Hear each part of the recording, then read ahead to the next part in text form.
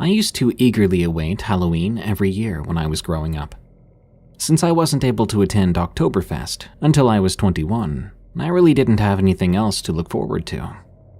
I would trick-or-treat with my sister until she passed, or with friends. Once I went by myself, and I really wish I hadn't. It was 2014. I was bored, so I figured I would buck tradition and go trick-or-treating by myself. I went to a Spirit Halloween store and bought a Link costume, since The Legend of Zelda is one of my favorite video game franchises. I saw a few other people there, and figured they were bored or going to a party. So I paid for my things and left.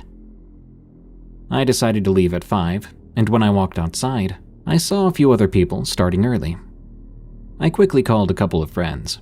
One of them had apparently dressed as Laughing Jack, and the other was Clockwork from Creepypasta Stories. We were talking via FaceTime, and at one point one of my friends asked, "Who did you convince to dress as a demon?" When I asked what he meant, he replied, "Don't play dumb. There's someone standing next to you dressed like a demon." I looked over to my left, but I didn't see anything. I almost looked to my right, but before I turned that way, I felt a chill on the back of my neck. I knew if I turned my head completely, I would see something that I didn't want to see. I decided to just do my trick-or-treating to get my mind off of things. A few people I knew said it was great, that I was doing it one last time, but I wasn't able to smile about it, because the whole night I felt a nauseating feeling, and it felt like someone was following me.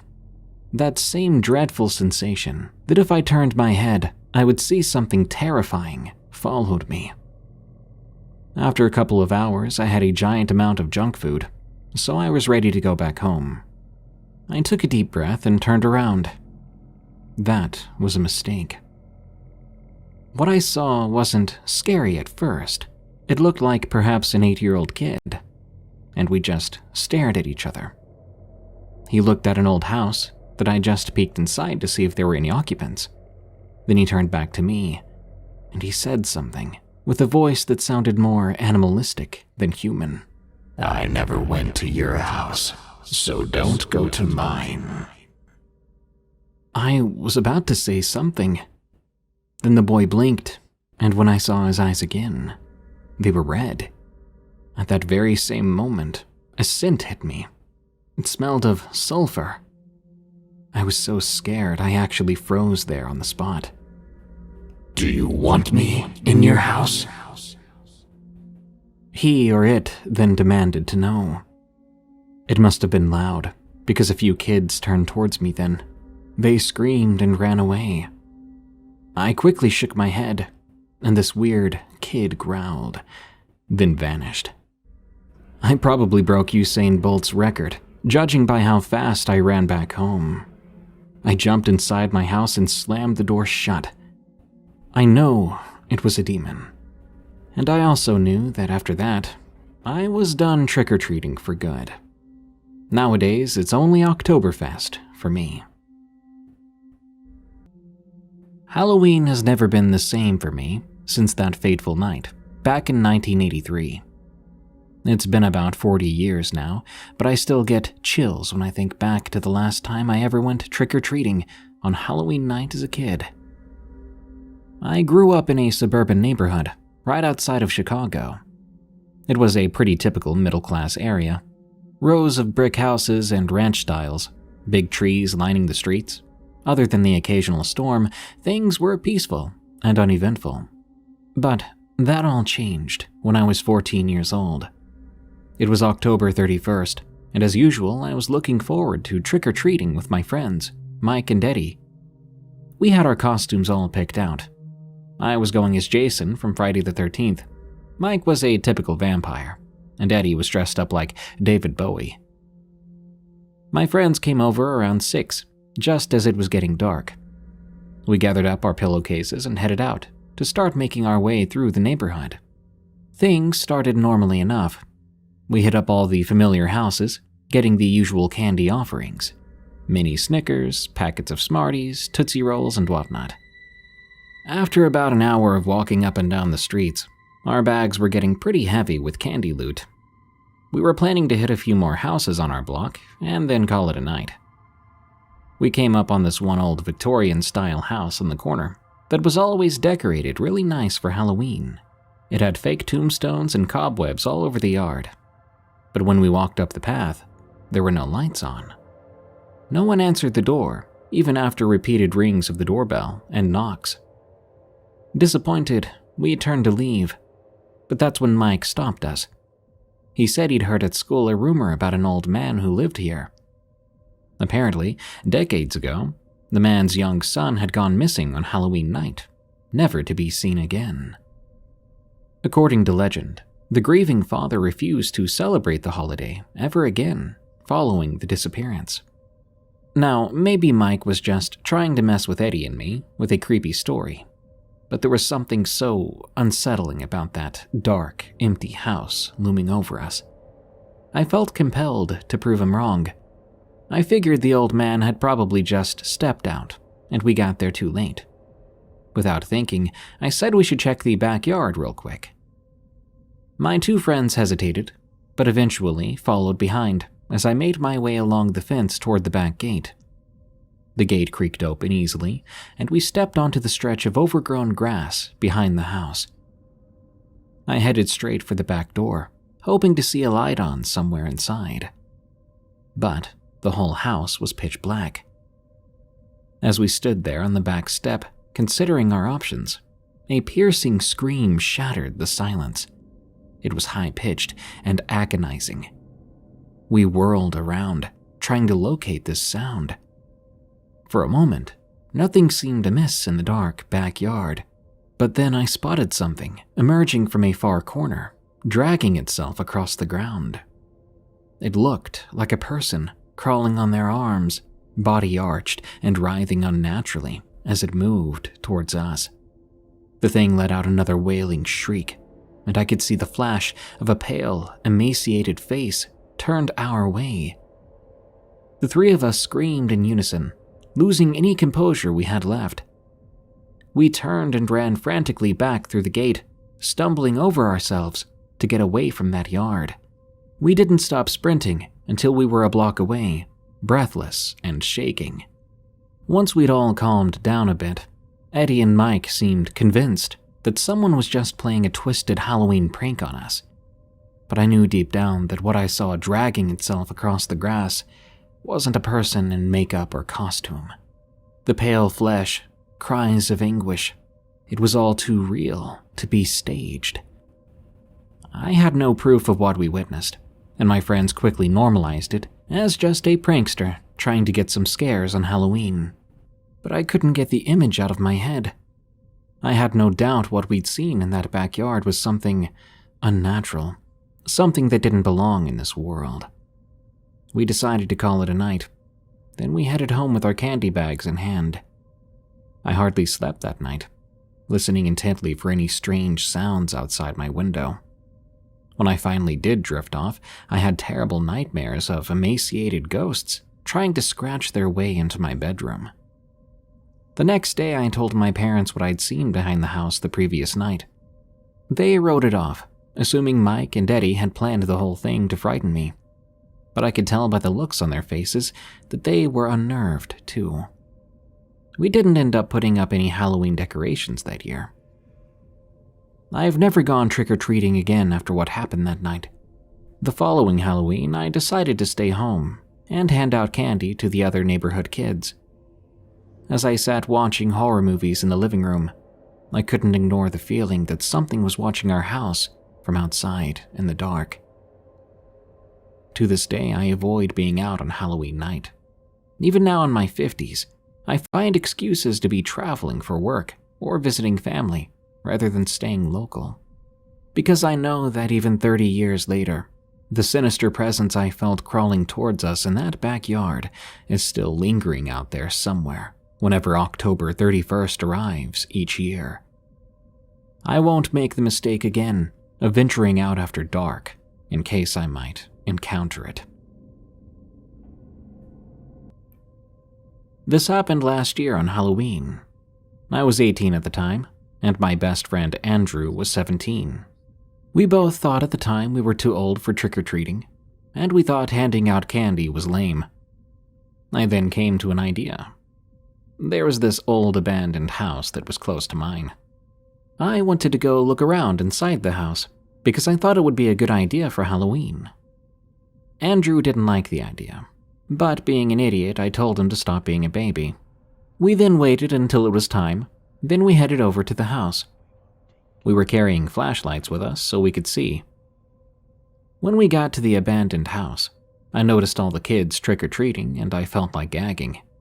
Look, somehow, some part of me always hated Halloween, and I never really knew why. I didn't know why, personally.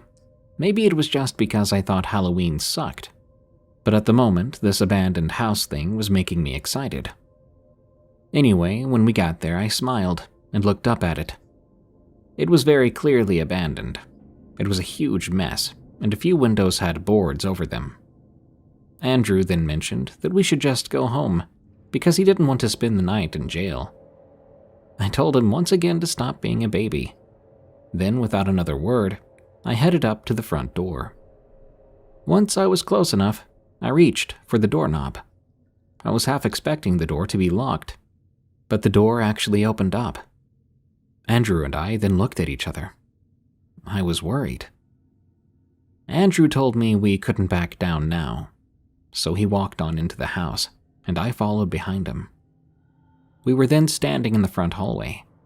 The house had 2 floors. We turned our flashlights on. They were quite bright, and they covered most of the area. Andrew told me he was going to look upstairs, and he told me to stay downstairs. Without another word, he headed up. I sighed deeply before heading off myself. Then I walked into an empty room. All the furniture there was gone. There wasn't anything in the room, and for some reason I was hoping to see something creepy or at least a bug or a bat. Suddenly, I thought I heard a loud noise behind me. I turned around, aiming my flashlight at the noise, but whatever had made the noise was apparently gone. I walked out of the room into the hallway, still wondering what might have made that noise. Maybe I just imagined it. Maybe it was the house settling. I started mumbling about how stupid this was. I decided it was time to go, so I had to find Andrew, then we could leave. I noticed the room in front of me then and realized it was probably the kitchen, so I decided to go check it out. I headed over and I poked my head into the room. I moved my flashlight around. I didn't see anything but the normal kitchen stuff. I then walked into it, wondering if there was anything else in there, besides dust and cobwebs. Just then, I stepped on something that almost caused my foot to shoot out from under me. I moved back and looked down using my flashlight. It was a big kitchen knife. I was about to bend down and pick it up to look at it, but something told me I probably shouldn't touch it, so I didn't. I kept wondering why a knife was inside this abandoned house, but I didn't question it. At worst, I figured when they moved out, the previous owners dropped the knife. I headed out of the kitchen and back to the hallway. That was when I heard a loud scream. It was Andrew.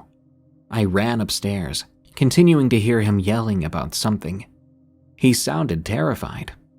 When I got to where the screaming was, it was a dark, empty bedroom. I used my flashlight, and I soon found Andrew. He was sitting in the back corner of the room. But then I noticed someone else was in the room with us. For one reason or another, the other person did not notice me, or at least they didn't react to me, and I saw Andrew holding his flashlight like a teddy bear. I cleared my throat. Finally, the other person turned around. Whoever this was taller than both me and Andrew. I couldn't tell if it was a male or female, because they had some kind of creepy Halloween mask on, but they didn't seem to be armed. "Leave him alone," I shouted at the person, which was probably a bad idea, because the person laughed, and I could feel anger bubbling up inside of me. I knew that what I was about to do was a stupid idea, but it was the only thing I could think of. I threw my flashlight as hard as I could at this person. It hit them in the face, which made them shout out. This gave Andrew enough time to get away. The two of us ran downstairs, and I could hear the person yelling at us. We didn't look back.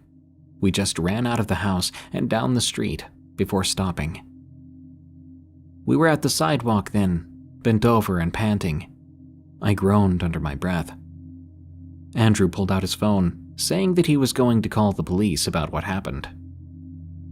A moment later, Andrew looked annoyed. He told me the police thought it was a joke, or unimportant, and they hung up on him. I was annoyed because we both knew this wasn't a trick or a prank. We went back to the safety of my house. I wondered then if that person may have been using the old abandoned house as a hideout or their own living space.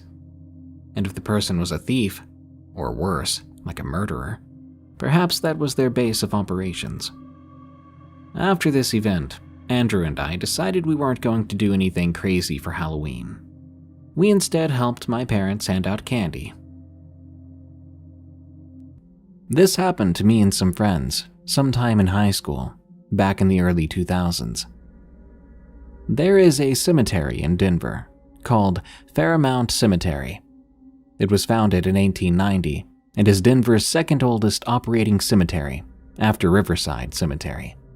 It was designed by German landscape architect Reinhard Schutz. At 280 acres, the cemetery is patterned after the Mount Auburn Cemetery in Boston. This happened in 2006 or so. It was either Halloween or the Day of the Dead. I can't remember which. And my buddies John and Trevor and I decided it would be fun to go hang out in the cemetery and smoke there. Teenagers, right? So we hopped the fence, and we hadn't even smoked yet, but we were already getting a weird sense, like some sort of presence was out there with us. We began to make our way through the dark and misty tombstones. We were respectful, not stepping on any of the plots, or at least we tried not to anyway. We got down to a hill that was pretty exposed, but it wasn't close to any plots, so we sat down and got ready to fire it up.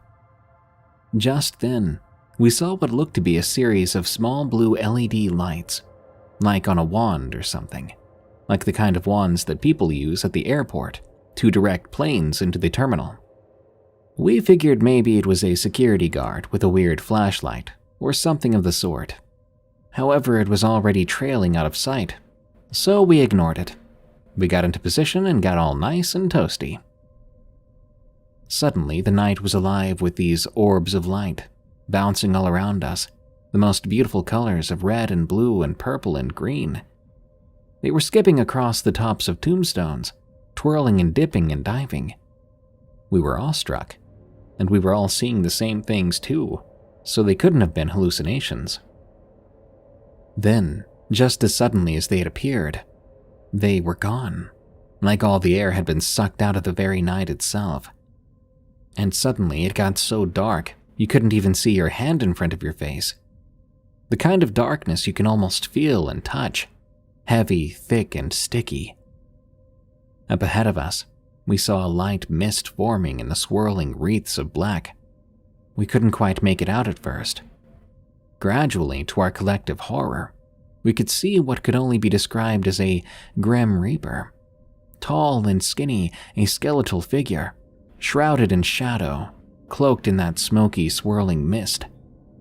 Its eyes seemed to be lit up from within, a soft red gleam glowing from within its sunken human skull for a face. It wore a black hood, and it had long, slender fingers that wrapped around a massive sickle with a huge blade. We noped the heck out of there, running as fast as we could for the fence. We could hear it chasing after us, and just as we made it to the fence, we turned around to see it flying through the air right at us. We jumped on the fence and hopped over to the other side. When we turned around, that thing flew straight upwards, soaring high into the night, and eventually out of sight. I guess it simply wasn't our time. But I will say this: don't go smoking at night in graveyards, especially during Halloween or the Day of the Dead. Beware if you're in Denver, because the angel of death is still out there somewhere. Maybe he's still flying high, waiting for someone to take with him.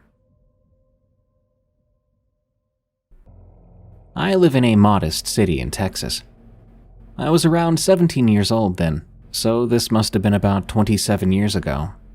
I had decided to go with some girlfriends of mine to a carnival to celebrate Halloween. There's nothing great here in this town, but thankfully we live just 20 miles from Houston. We were hoping to have a good time, as this Halloween landed on a Friday, so we didn't have to worry about school the next day. We soon found the perfect spot. Rides, haunted houses, house of mirrors, everything else a group of teenage girls could hope for. One of my friends, Donna, spotted this guy who she thought was cute.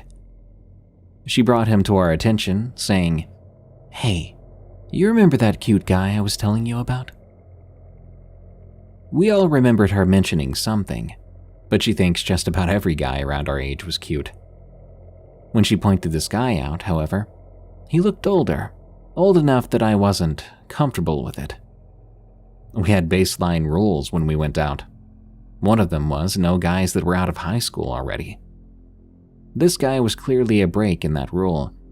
He had a full goatee with a white streak down the side of his long ponytail. He didn't look old or feeble, just a well bit older than us, by at least a decade. The creepy thing about him was, as we were looking at him, he smiled and turned a side glance towards us, as if he knew we were looking. This didn't sit well with Tanya, the oldest of us. She was Sheena's older sister that we had to take with us. We didn't have anything against her except she was the voice of reason, and to us at the time that made her a killjoy. But it was a good thing. She was over 18 and had credit cards. She could rent rooms and other accommodations and all that. That night, she rubbed off on us, as she pointed out more than once that this man had been following us. She began to explain, and we all could remember then we had seen him at various locations throughout the night. We even noticed he was outside of the restroom when we came out. Yeah, sticking together was another one of those rules we found necessary. Sheena had an idea about turning the table on him, so to speak. She thought we should give him a taste of his own medicine and follow him everywhere. A way to let him know that we knew what he was doing to get him to go away. We all agreed it could even be fun, and we could laugh about it later. We started to look at him and follow him. It didn't take long for us to realize that he knew what we were doing.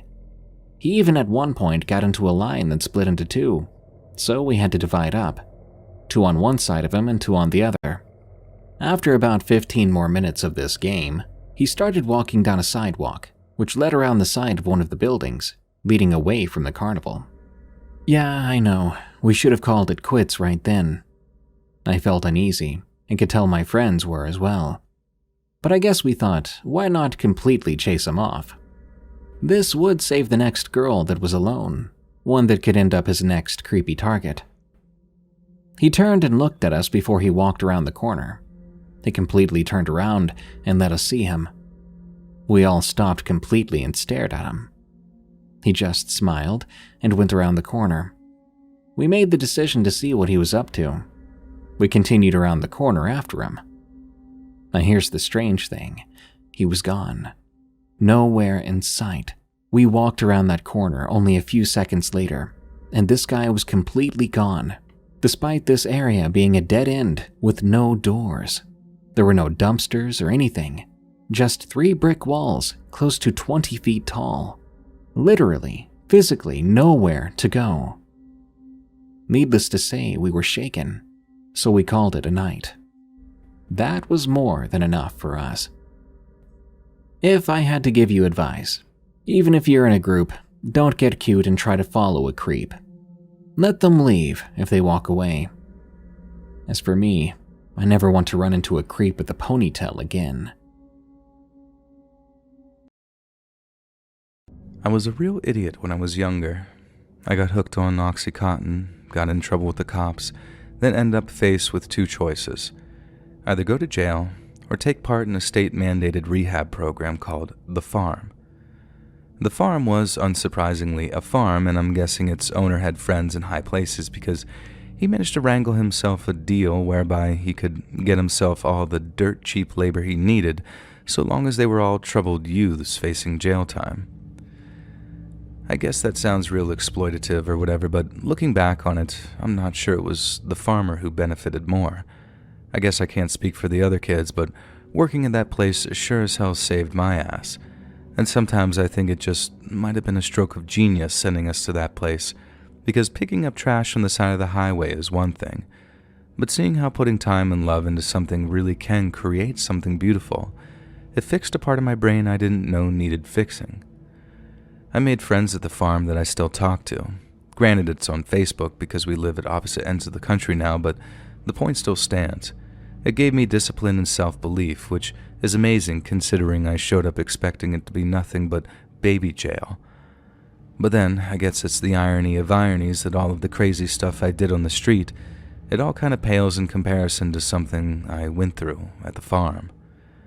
So when you first got to the farm, you were assigned a job and a roommate.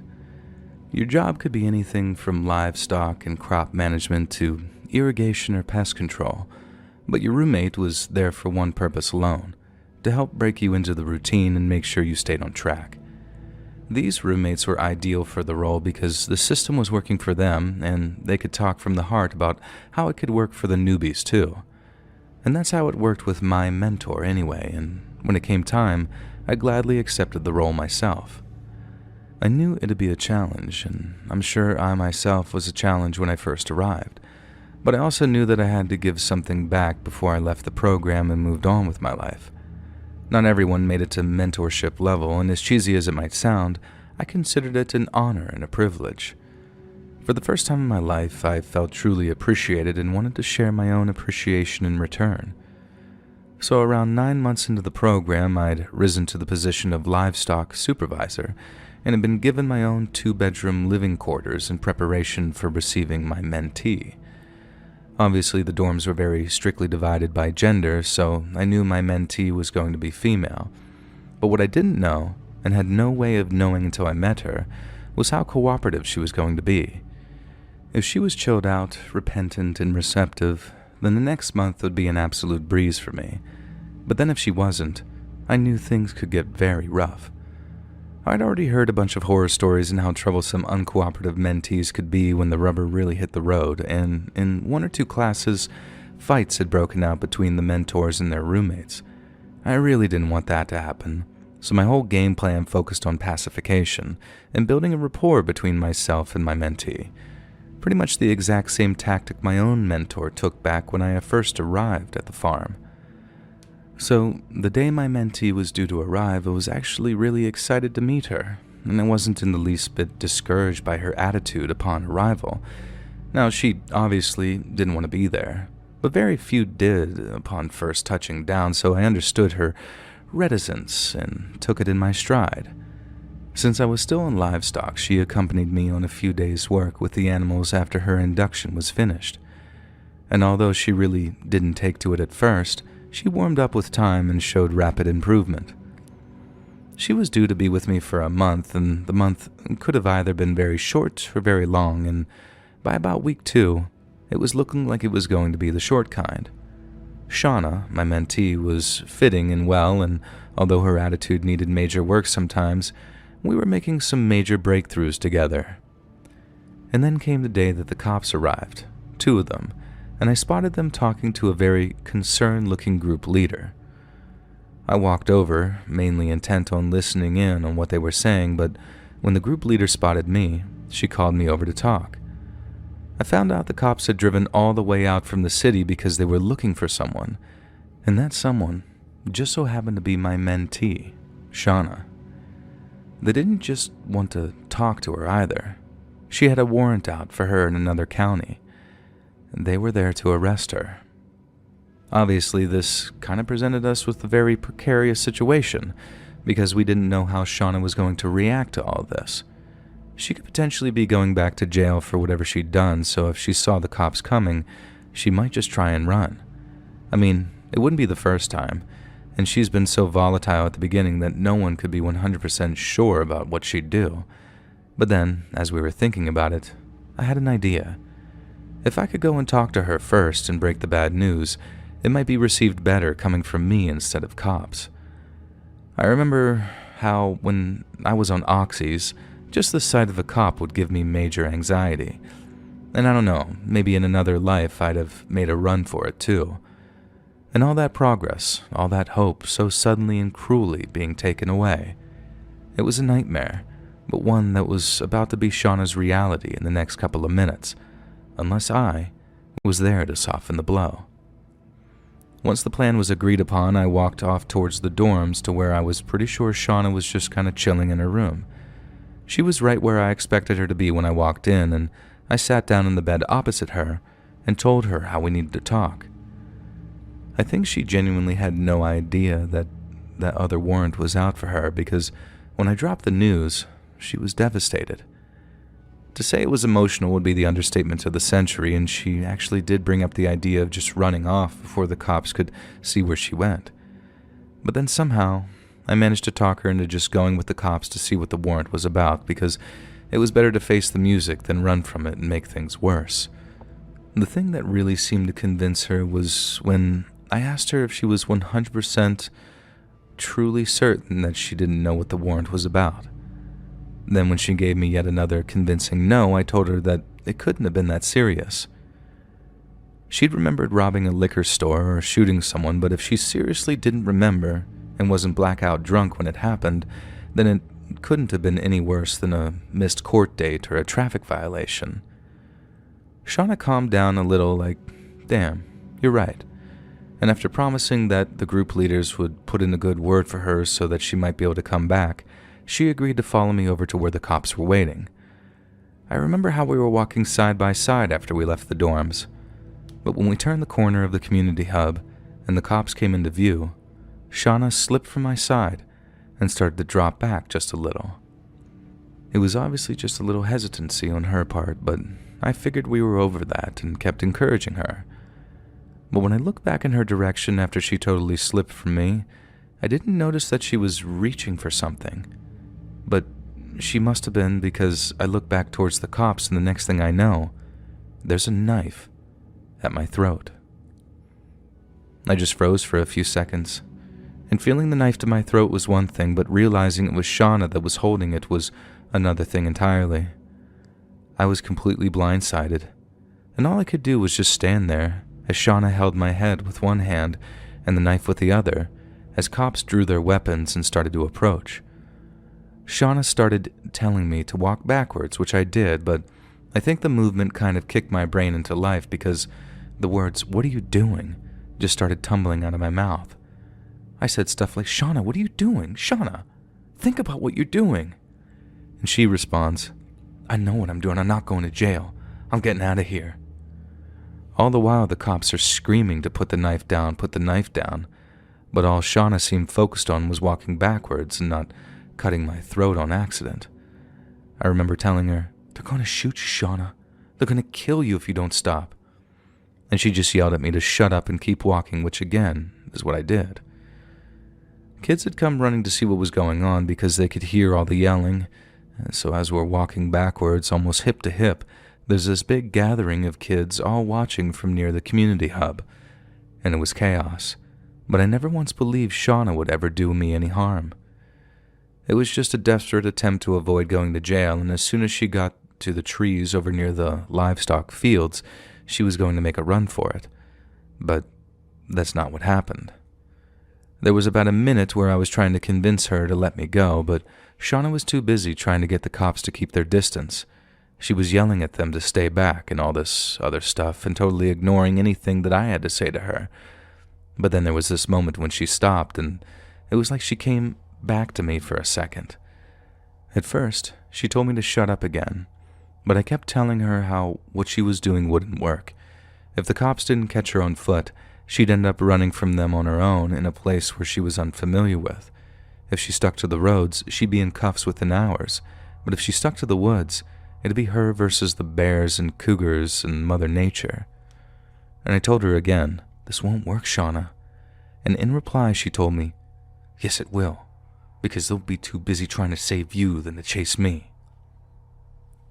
I could write all night, I guess, and still not even get close to how terrified those words made me feel. And like I said, I was 99.999% convinced that Shauna meant me zero harm and had just panicked when she realized she was going to jail. But maybe she even remembered what the warrant was about and remembered that it was way worse than she first thought. Who knows? Not like she's around to ask her either. And the last thing she yelled as she intended to draw the blade of that knife across my throat was, "I'm sorry." But she didn't just say it, she yelled it. And I guess that was all the cops needed to hear. She yelled that apology and I felt the blood hit my face. But it wasn't mine. It was Shauna. After one of the cops heard her cry, took aim and pulled the trigger. I had a tiny cut where the knife nicked me as she fell, but other than that, I was completely unharmed. Shauna, on the other hand, was probably dead before she even hit the dirt. The cop put the bullet right through her brainstem, and there was a hole in her face between her nose and her eye. I just started screaming. Like I didn't know if I had been shot, how bad the cut to my throat was, because, like I said, it was bleeding a little and I was in a state of complete hysteria. I got down on my knees and started trying to wake Shauna up, like shaking her. I thought that there'd be a chance that she'd survive the shot. I mean, people survive crazy head wounds sometimes. But I think I just knew, maybe from the look in her eyes, that there was no more life inside her anymore. That day was the worst of my entire life. It's not something I'll ever get over either. I've just learned to live with it. I know Shauna had to die so that I might live, and I heard the sureness in her voice, and I know in my heart that she might have been about to kill me. But that doesn't mean that every single day I don't think about her and wish that she'd made a different choice. To start off this story, this happened while I was in college. My sophomore year, I lived in the dorms and I was assigned to a random roommate.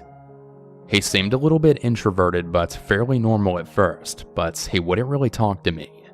I would try to start conversations about things he showed interest in, but he would only give me one-word answers that were obviously meant to end the conversation. I figured he probably just didn't like me, so I decided I would give him some space and leave him alone. After a few days, that's when it started. I would notice that he was always staring in my direction. I chalked it up to coincidence, but it continued happening. Classes started up, and I spent less and less time in the room. But whenever I was in there, he would be constantly looking in my direction. Whenever I would turn to face him, he would turn his head away from me, but it would creep me out since it was pretty much constant. I started noticing that he would lay on his bed to read, but he would always hold the book or papers at an angle that always gave him a direct line of sight to me. About a week or so into the semester, my girlfriend at the time and I went on a morning hike and crashed on my bed at around 2 p.m. We woke up to him just standing there staring at us about 2 hours later. He didn't say anything, just turned and left the room. It was at that point that I decided I needed to leave before he did something to me in my sleep. I got out of there pretty quickly. Fortunately, I didn't see him again for quite a while, but we ended up having a class together senior year. I had been telling my friends that story ever since it happened, and they didn't believe me. One of my friends had really poor vision, so we sat in the front row. Of course, every time I looked behind me, my old roommate was always staring directly at me. Not at the teacher, but at me. It didn't really matter if we were on the middle or on one of the sides. I challenged my friends to look back a single time during the semester and catch him not looking at me. Within 5 classes, they gave up, and they agreed that he was staring at me nonstop, and that he was indeed super creepy. My parents think he was in love with me, but I just think he was crazy. I guess I'll never really know what his deal was.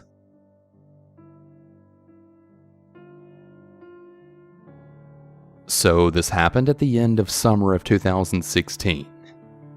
To give a bit of backstory, my boyfriend and I were both around 20 years old. So my boyfriend Max and I used to share an apartment with another married couple. Mind you, they were pretty awesome people. Unfortunately for us, Florida wasn't what they wanted, so they decided to move to Pennsylvania. Max and I started looking for people to replace them with because of rent, and it was pretty pricey, and we didn't want to have to pay for the whole thing all on our own. It was in a very nice area, but not close enough to the city, So most people that told us they would drop by to check the place out would flake out last minute. Eventually we found this person that seemed to be a very nice and laid-back girl. She then explained to us how she was looking for a place for her boyfriend Dan.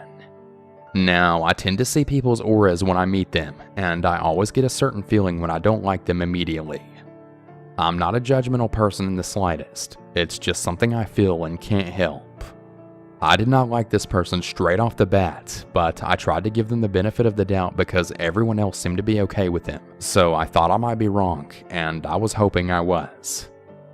As the time went by, said Dan started being super loud. He would invite people over on weeknights till 4 a.m. He would play music loud enough for it to sound like it was being played from our room, and multiple other annoying things, and also being beyond disrespectful, especially to me. Max wouldn't do anything about it, and I'm kinda glad because I know Dan would have wanted to fight him or something. Dan was 22 at the time, but he had the mentality of a 12-year-old. Side note, we later found out that Dan had some previous mugshots for shoplifting and other stuff. He also threatened to beat me up several times. Yeah, me, a 20-year-old girl. I just wanted to give you a bit of insight on Dan so you understand what is coming up. Buckle up. It was a Wednesday night, and I got home at around 5:30. As I was walking upstairs and almost to the 3rd floor, which is where we lived, I saw him coming out of the apartment, but I don't say anything because we don't like him, so I just mostly ignored him. He then started yelling at me and telling me to look at the apartment. I looked inside from the doorway and I saw nothing wrong, so I asked what he was talking about, and still in an angry voice he claimed that he had been robbed and that he had also just gotten home to this. But I saw all the furniture is there and whatnot, so I didn't really know what he was going on about. I then went inside and I noticed that my Wii U was gone, but the rest of my consoles were there. So at this point I was already getting pretty suspicious of him. I tried to keep calm as much as I could and I called Max to see how far from home he was. We usually both got home around the same time. As I'm calling, Dan yelled at me again that he had called the cops and that they were on their way, and in these exact words he then said, "Do whatever you need to do, because the police are on their way." When he told me that, I immediately knew he had been home for a while because he must have had time to hide all of his weapons and drugs and God knows what else he had. Within about 5 minutes, the cops were pulling in, and so was Max. One officer went upstairs with Dan and Max to write down everything that was missing, and the other officer stayed downstairs. I stayed with him, just chatting. According to Max, we're missing a lot of our stuff in our room, but Dan is only missing his PS4. I did ask him at last if it was possible to search Dan's car, and I also said if he needed to search my or Max's car, we'd be okay with it. He said it wasn't necessary, but agreed to search Dan's car. Once they all came back downstairs, the officers asked Dan if they could search his car and that they also needed his ID. He said he was okay with them searching his car, but that he had to get his ID and keys from the apartment. Max and I followed him upstairs. We saw him get his wallet and keys and he left the apartment. We don't want to be nosy and stay downstairs while they search his car, so we decided to stay in the apartment. A few minutes go by and he's still not downstairs with the cops, so we started looking around the neighborhood, but he had already vanished. How convenient, but since he had agreed that they could search his car and in no moment said that they couldn't, they went ahead and started looking if the car was unlocked, and it was. We found all of our stuff in his car. In the car was our 3DS, our PS4 controller, Max's laptop, some Wii U games, and a lot more. The very next morning, I decided to put all of his stuff out by the dumpster and then had a locksmith change our locks. I thought of putting a restraining order on him, but we ended up never going through with it. A few weeks later, we saw his car parked outside a few yards from our building, but we pretended like we didn't see him and we just watched him from our room, with 911 ready to be dialed. Eventually he just left and he didn't cause any more problems. But still, Dan, I really hope we don't encounter you ever again.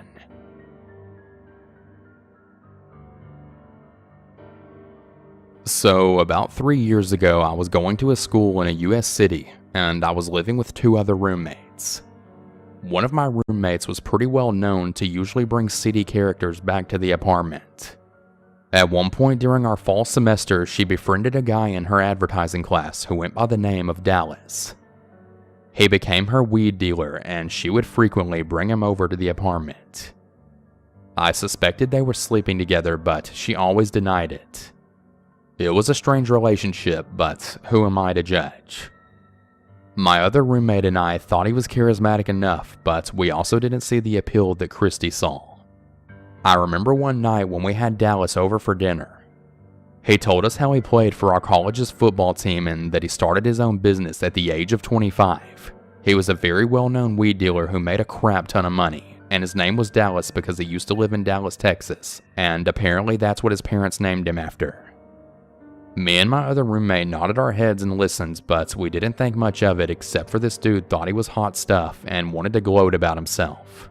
Mind you, he was like 5'4" and probably not over 150 pounds. I believe he came over for dinner maybe about 2 more times after that.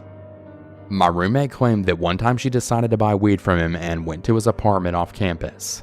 When she arrived, she saw our roommate Christy just pass the crap out on a chair in the middle of the day in Dallas's apartment in some random room.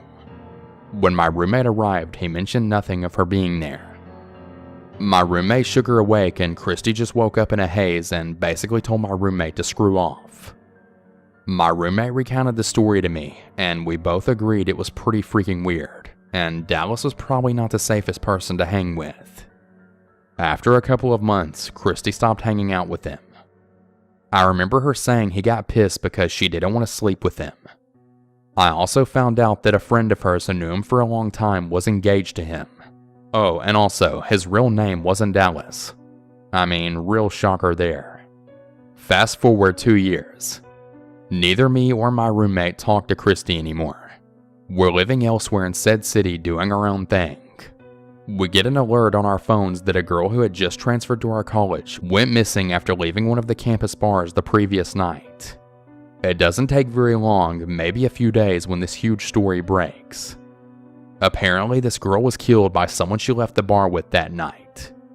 So I get a call from my roommate, and the call goes something like this. Dude, do you remember what Dallas's real name was? Yeah, I believe it was something like Michael or something. She replies back with, go online and read this article. He freaking killed that girl who just went missing. Sure enough, I go online, and there is the most creepiest mugshot of Dallas, next to a photo of the girl he had just slain. Well, it gets crazier. Apparently he had taken her home that night. I'm assuming it was a one-night stand sort of thing. So I guess at one point things turned bad and he killed her by blunt force and strangulation. And if that isn't terrible enough for you, he cleaned up the evidence in his apartment, threw her body in a storage container, and took a freaking lift to his grandma's house hours away. And then he buried the storage container with her remains in it on the property somewhere. After obtaining a video of the two of them leaving the bar together, it didn't take the cops very long to find him.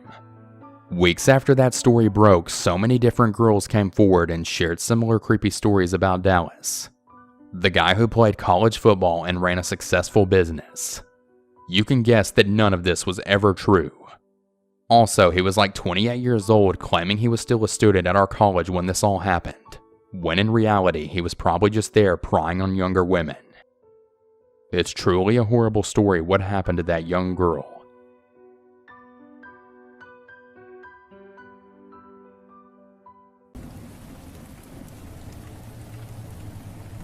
I used to work night shift security, and by far the scariest thing I had ever encountered was when I chanced upon a robbery in progress.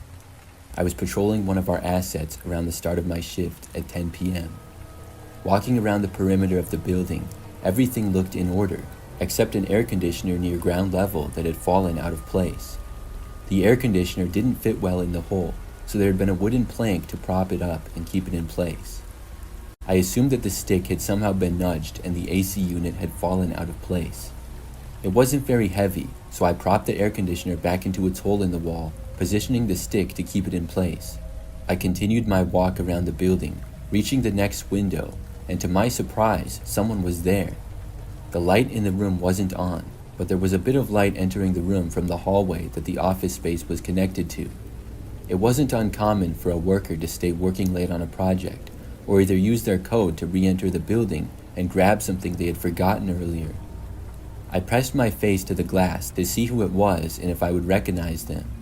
Once I was peering through the glass, I could make out that it definitely wasn't an office worker. The person was wearing a ski mask over their face. They noticed my face pressed up against the window and hustled out of the room. Realizing that a robbery was in progress, I quickly put two and two together, figuring out that the fallen air conditioning unit hole was most likely the way they had entered the building. I immediately pressed a button on my phone in an app that my company used to notify police if they needed to send cars to my location.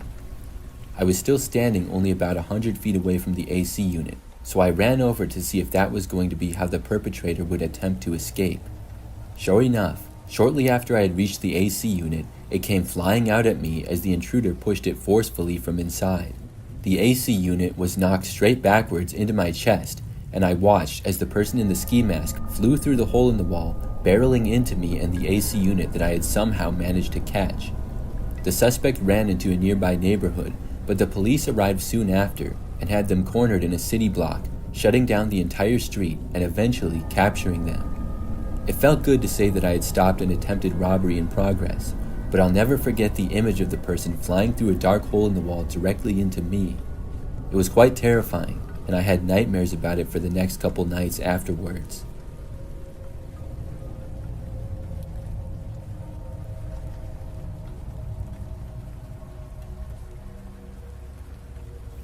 I worked at a hotel for many years when I was younger. I eventually got promoted and earned better pay and shift hours, but when I was first working there, I was on the night shift. The night shift was from 10 p.m. to 8 a.m., and the only workers in the building would be me and another person working at the front desk check-in area. The hotel wasn't a 5-star hotel by any means, but it was fairly nice, but most people we encountered and checked in the middle of the night weren't problematic. One night at about 2 a.m., a grumpy-looking middle-aged man came in asking for a hotel room for the night. We got him set up with his room, and then asked for the payment before giving him his room keys. He informed us that he wasn't able to pay currently, but would pay before he left in the morning. We clearly weren't allowed to do that, so we informed him that he could either pay for his room now, or he wouldn't be allowed to stay here. The man got quite angry and proceeded to cuss us out. The other guy I was working with that night, who was much more confrontational than I am, stepped out from behind the front desk, telling the man to leave or he'd make him leave. I was about ready to call the cops, when all of a sudden, the man took off into the hotel, running down the hallway. Both of us workers jogged out into the hallway a bit to see him enter a stairway and appear to head downstairs towards the hotel's basement. The hotel's basement was already creepy enough as it was, being much older than the rest of the hotel and having a bunch of storage stacked high everywhere. My coworker wanted me to go down there with him, but as I said, it was already creepy enough without the possibility of a crazy man down there. I called the cops, and they came to search the basement, where they found the man hiding in the storage area with a knife in his hand. They were able to detain him without anybody getting hurt. I'm so glad that I didn't let my coworker talk me into us going down there. Who knows what the man would have done if it had only been us two to find him down there instead of a group of police officers. We didn't get any more shady characters like that during the time that I was on the night shift, but I still felt a bit relieved when I got promoted and was able to work regular hours during the daytime. I was born and raised in North Dakota. Back when I was in high school, a group of us would research murders that occurred out in the county. We would then go out and find the scenes and film the exploration at night. It was something to do while we got wasted on shitty beer and just teenage bullshit. Eventually we ran out of places to go and got really good at finding abandoned rural farmsteads by driving dirt roads and just looking for signs. Rut roads, deliberate tree groves, and old mailbox posts were common markers. We were out looking when we spotted a tree grove that was out of place and drove through the field and discovered an old, but not too old, house. It had padlocks on the outside doors that were knocked off pretty easily. We dispatched of them and entered the kitchen. There were 6 of us, all with flashlights, and we lit up the kitchen/dining area fairly easy. The table was the initial thing that you noticed, and it was strange because of how normal it actually looked. It was set for a meal, Not a bowl was out of place. The only thing was, we'd been in dozens of these houses, and place settings were a first, especially unbroken ones.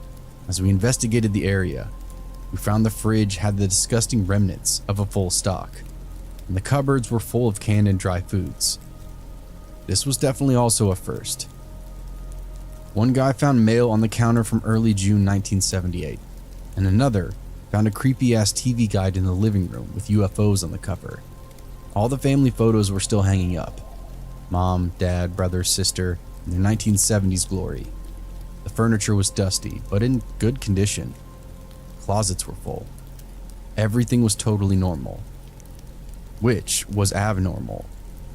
As we continued to dig around the house, we all started to realize that this house had not been moved out of. It had been straight up abandoned.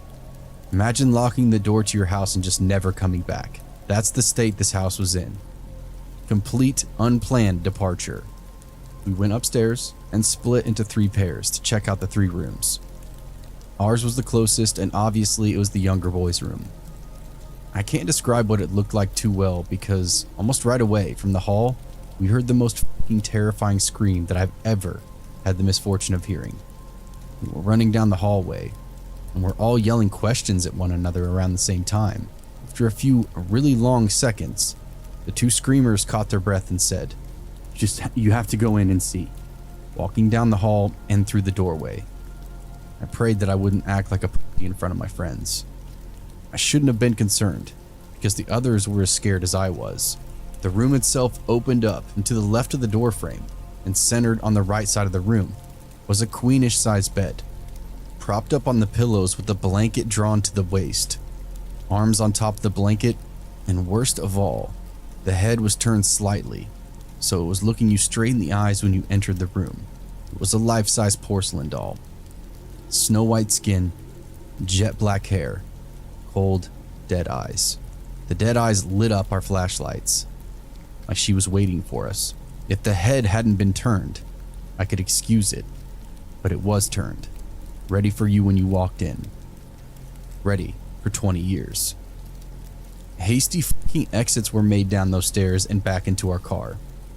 It was during the ride we started to get even more creeped out, because we realized that even though the house had been abandoned, someone had taken the time to set up that goddamn doll.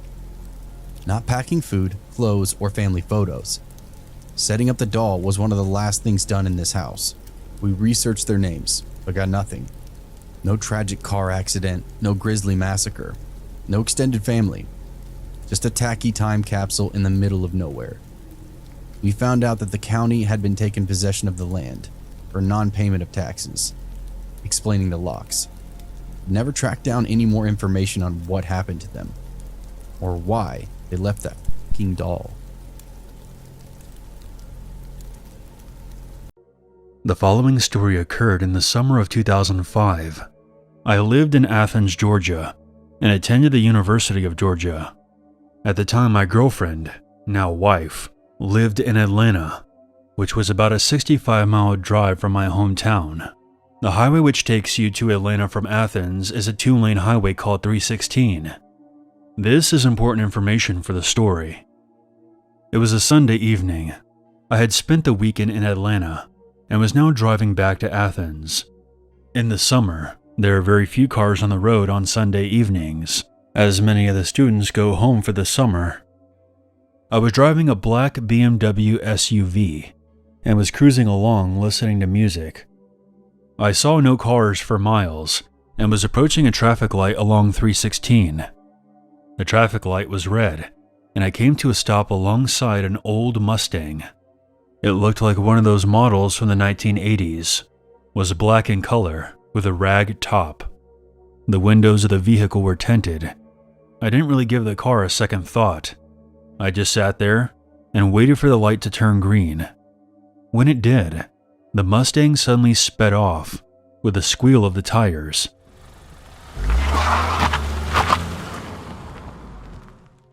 As if the driver floored it from the idle position, the car sped off far in front of me. I was a bit surprised, but I just thought, another redneck, who cares? The Mustang was soon out of sight and out of mind. I continue driving along, and I'm back in chill mode again, when suddenly, a car with its high beams on appears directly behind me. What the hell? I quickly realized it was the same Mustang from before. They had been waiting alongside the highway for me. I nervously looked down to make sure my phone was still charging, just in case I needed it. It was. The Mustang switches lanes and flies up beside me, keeping pace for a few seconds. The driver then swerves in front of me, then suddenly brakes, bringing the car to a halt. I swerve into the other lane. The Mustang quickly speeds up beside me and starts swerving, trying to knock me off the road. They charge ahead again and try the same braking maneuver once more.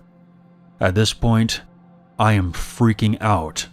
Now, I'm a 6'3", 220-pound male who works out all the time. I don't easily get scared. But in this situation, size did not matter. I note the license plate on the car and grab my phone. But as I do, the Mustang is suddenly beside me again and begins swerving. I jerk my wheel to the side, and my phone goes flying out of my hands into the passenger side door well. Shit!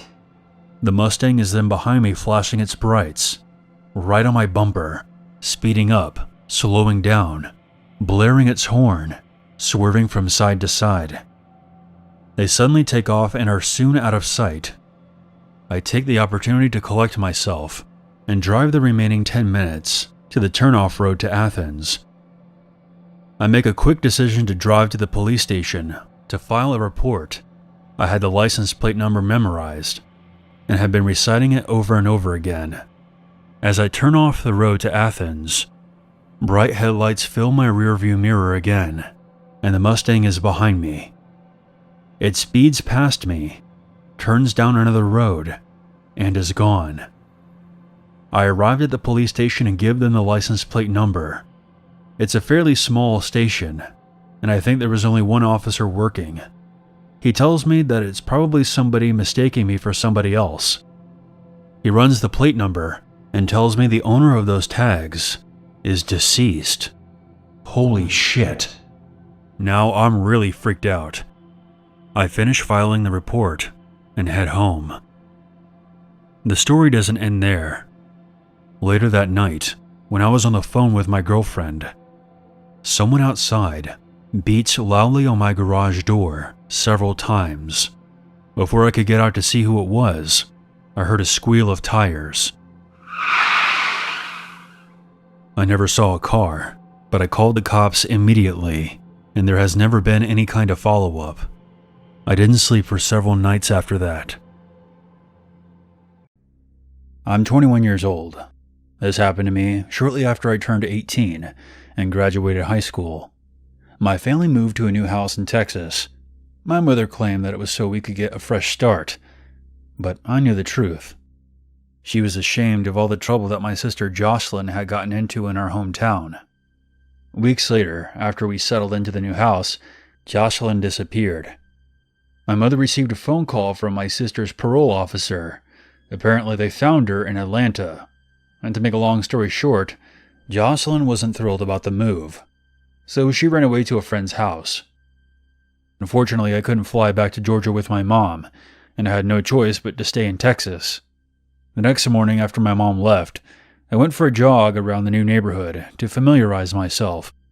It was when I stopped to catch my breath and change playlists on my phone that I felt a cold feeling creep up my spine. It was the unmistakable sensation that you get when you're being watched. I looked around, but there was nothing out of the ordinary. But I knew that someone was watching me from somewhere close by. I decided to cut my walk short. As soon as I reached my house, I locked the doors and immediately ran upstairs to take a quick shower. While I was washing up, I heard a faint thud from downstairs.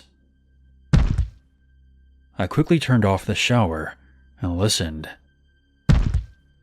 Another thud followed. I quickly threw on my clothes and ran downstairs to check things out, but there was nothing.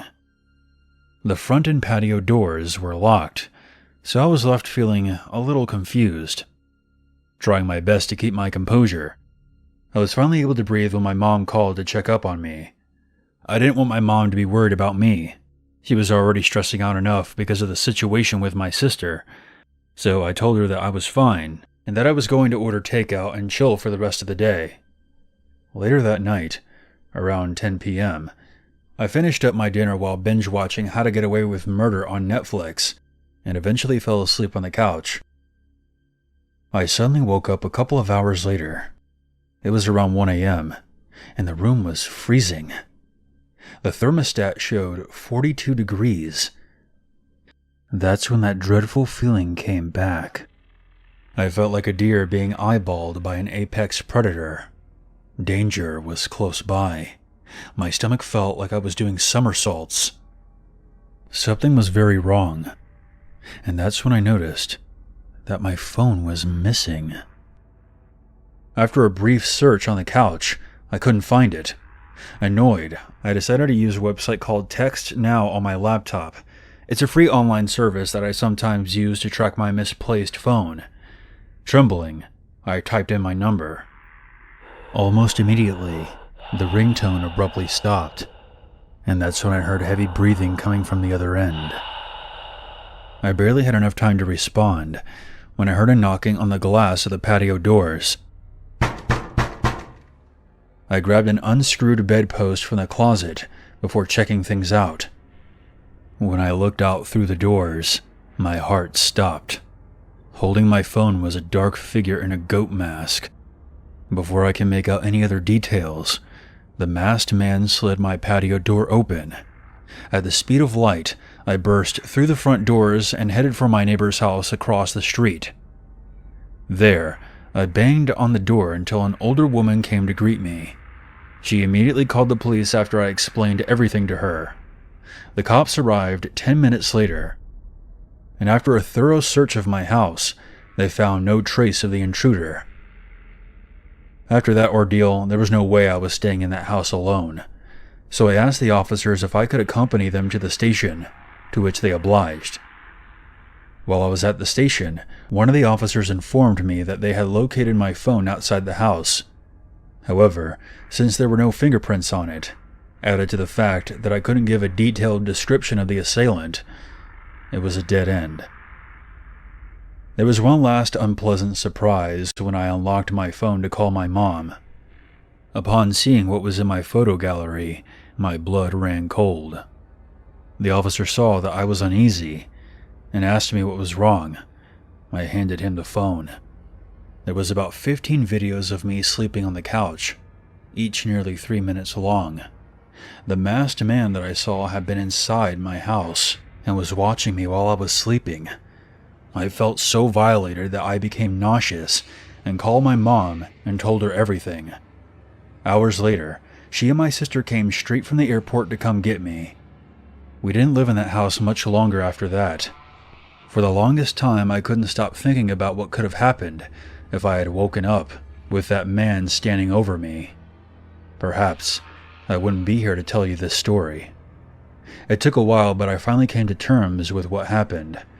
But I would be lying if I told you that this experience doesn't haunt me to this day.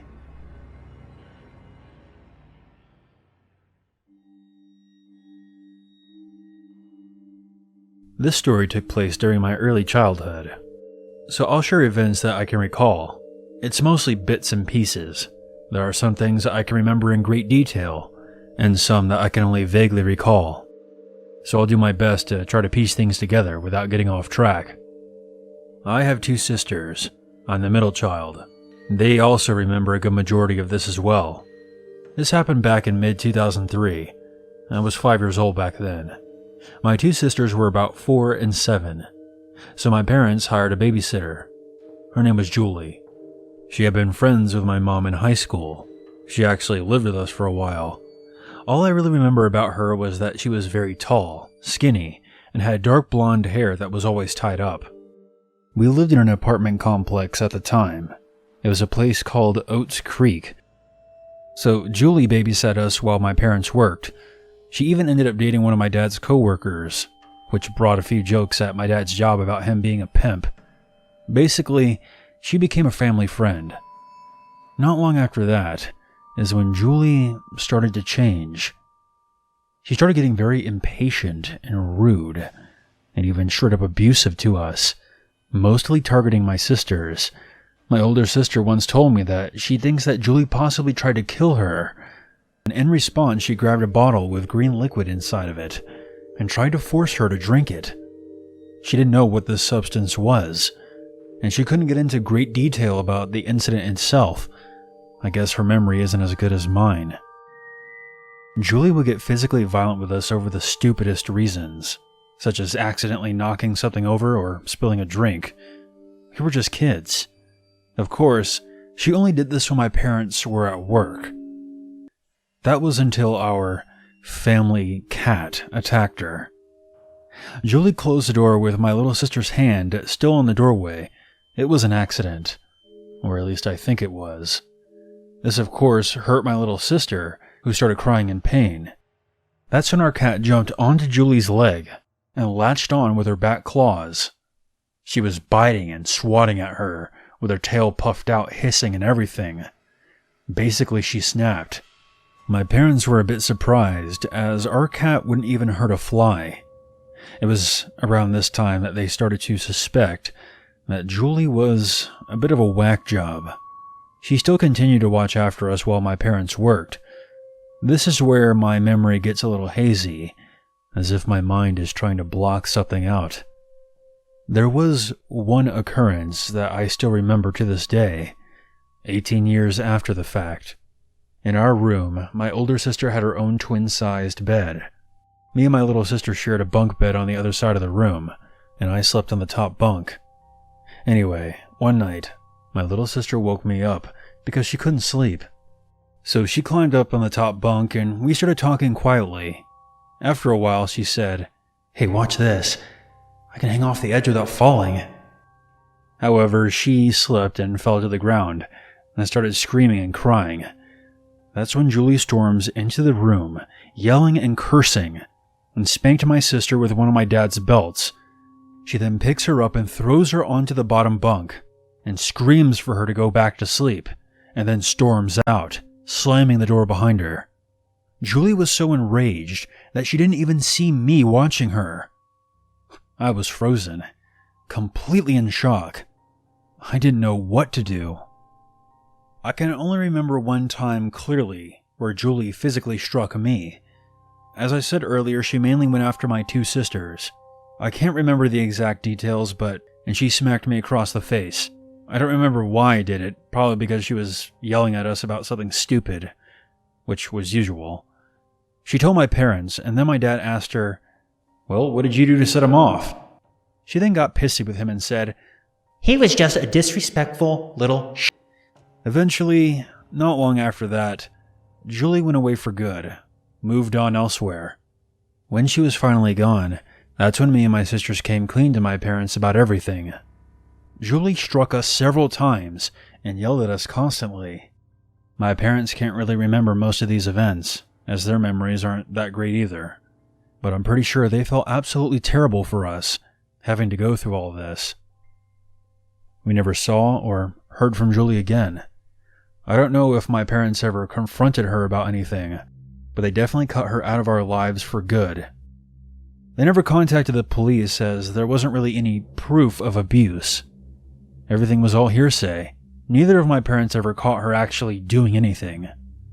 I wish they would have. I'm not sure why my sisters or myself never said anything sooner, like when Julie wasn't around. I'm pretty sure she made threats to us if we did, and perhaps we can't remember. Years later, we found out that Julie had been arrested and served time in jail. Unfortunately, we never found out the exact reason why. Sometimes we all still talk about these events, and I know that I'll remember this for the rest of my life. So yeah, that's my abusive babysitter story. Julie, burn in hell.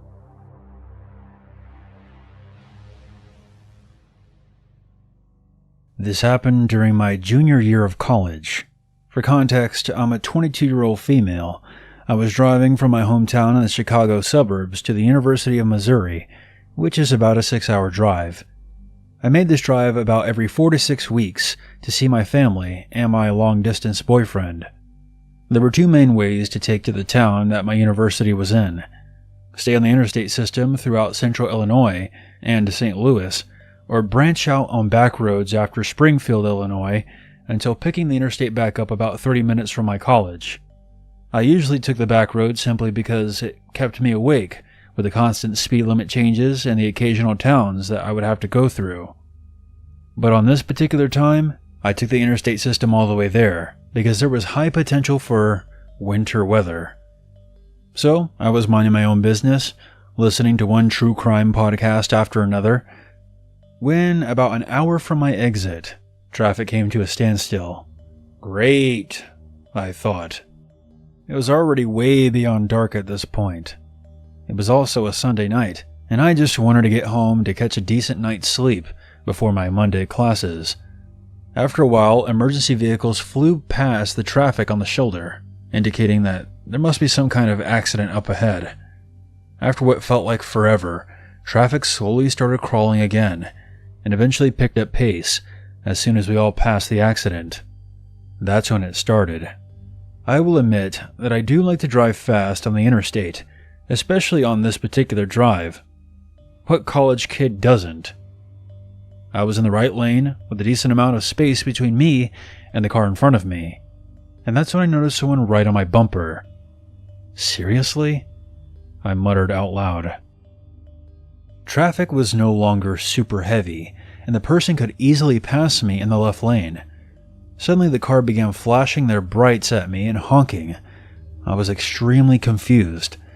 I turned off my podcast and kept a close eye in my rearview mirror.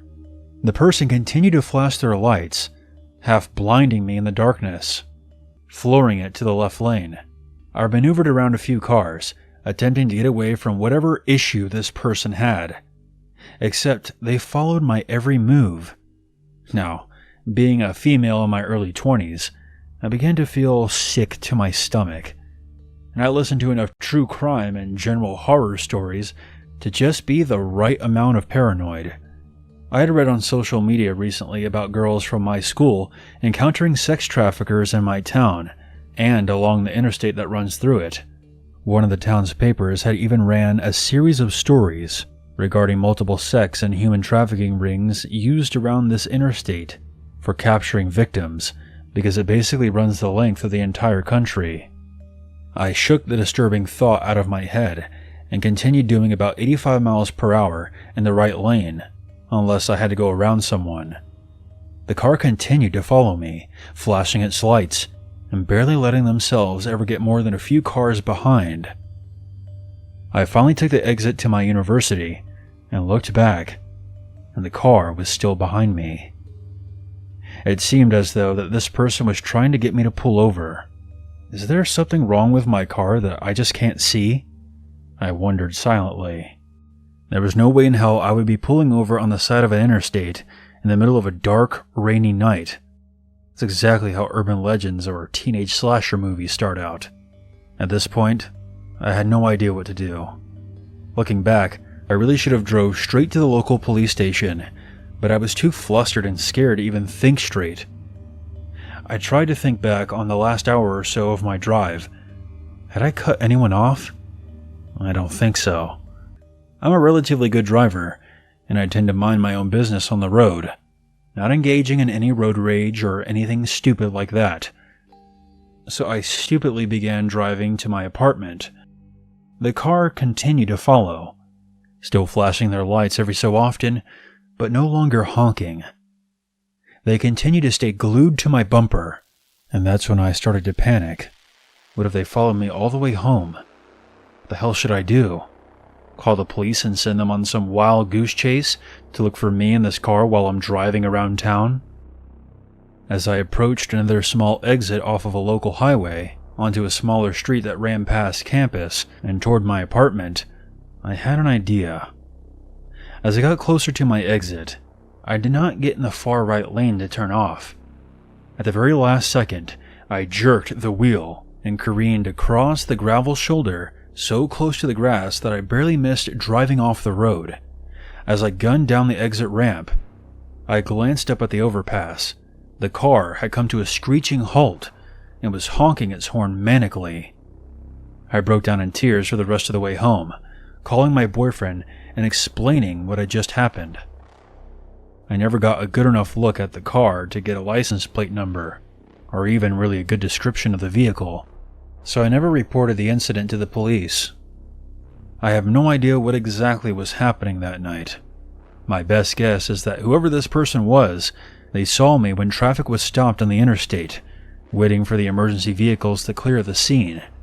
It's very clear from the stickers that I have on my car, one being my university's name, and one that says Dog Mom, that it was likely that I was a college-aged female. All this person had to do was end up next to me to see that I was a female driving alone on the interstate in the middle of the night and have just the wrong intentions. When I was in high school, I lived in a very small town in Texas. It was the kind of place where everyone was either related to each other or hated each other. I had no family there, so yeah. I did have a pretty blonde girlfriend, and was pretty hated for that too. Nothing major, just some petty harassment and occasional fighting. But at the time, things had been escalating. So that's why on Valentine's Day, my girlfriend and I decided to skip the school dance and just stay in and watch a movie at her house while her parents went out. It was just better to avoid any kind of trouble. We borrowed her dad's car, a little Honda hatchback, and went into town. We stopped at the video store, and afterwards we went to Dairy Queen and headed back to her house. Now, she lived in the boonies. It was out in the middle of the forest, along a lonely road, with no streetlights. We were chatting and eating our blizzards, when all of a sudden a car comes up behind us. No big deal. It became a big deal when the headlights flooded the interior of our car, and I saw a pair of hands on the back seat, and the top of someone's head peering up from the hatchback. The lights had illuminated somebody hiding in the back of our car. As soon as the lights hit, the head and hands retreated back down. A solid chill ran through the entire length of my body. I slowly reached down and pulled out my pocket knife. It was the only thing I had. My girlfriend saw me and asked what was wrong. I then responded, "Nothing. I just had to stop at my friend's house real quick." She knew that was bullshit. I didn't have any friends. I pulled over at the next house that came up and jumped out of the car, yelling at her to do the same. She jumped out in total confusion. I flipped the driver's seat forward and lunged into the back seat in full maniac mode. The intruder popped up like a jack-in-a-box with empty hands waving. Hey, relax. What are y'all up to tonight?" It was some weird kid from our high school who we had never spoken to before, ever. "What in the holy are you doing in our car? I thought you guys were going to the dance. I was just hitching a ride." We sat there staring at him with our mouths open, wondering what to do. He tried to act real cool, and obviously we were in the middle of nowhere in some random person's driveway. We ended up driving him to the dance and dropping him off. The whole time he was telling us to come inside with him. Yeah, not happening. We dropped his ass off and sped out of there as fast as we could. When we got back to my girlfriend's house, she began crying and was shaking. She was completely freaked out. I still have no idea what he was planning on doing when the lights caught him crawling out of the hatchback.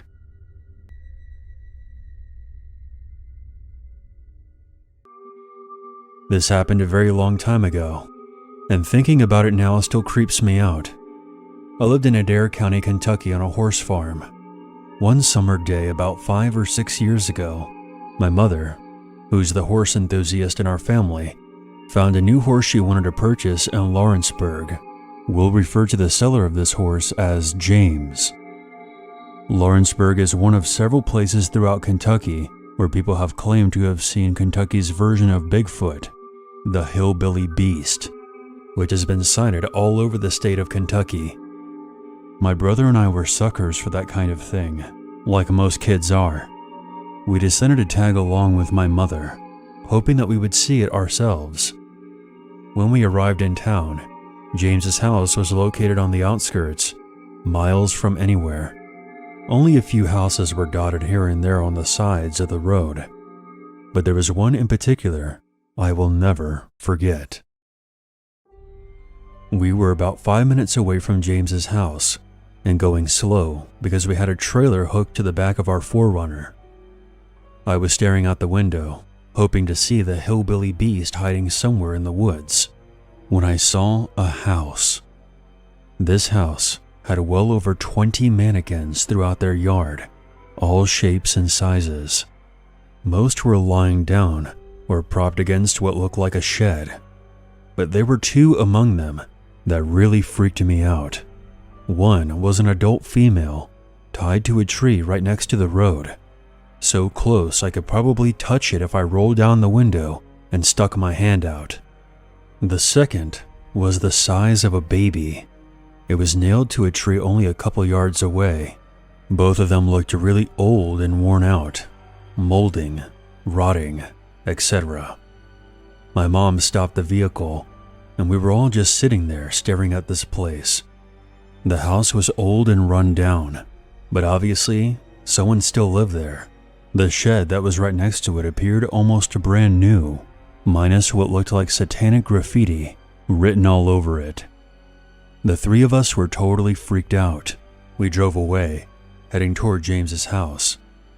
Once we got there, we asked him about the freaky mannequin place down the road. James claimed that he never saw anything like that.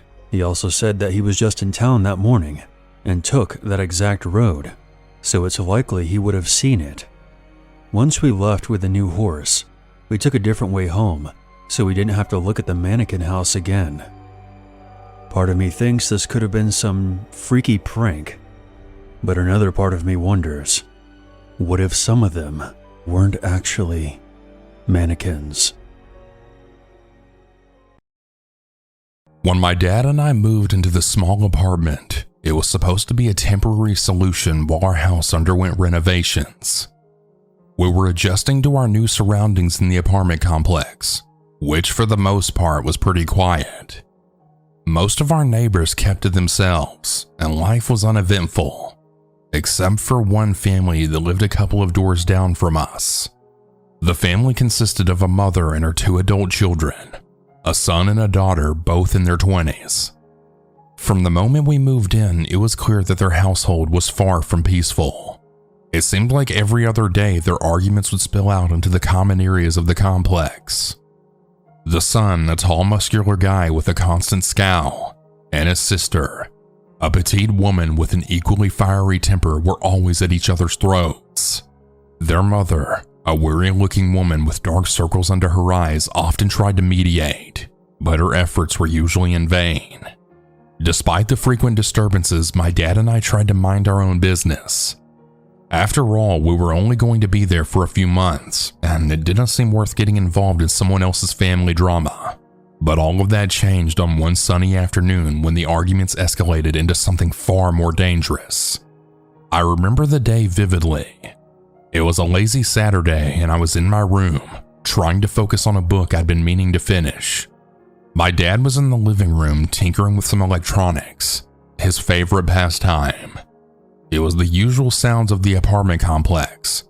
Distant conversations, footsteps, the hum of the appliances providing a comforting background noise. Suddenly, the familiar sound of yelling pierced the tranquility. I sighed and tried to ignore it, thinking it was just another one of their routine arguments.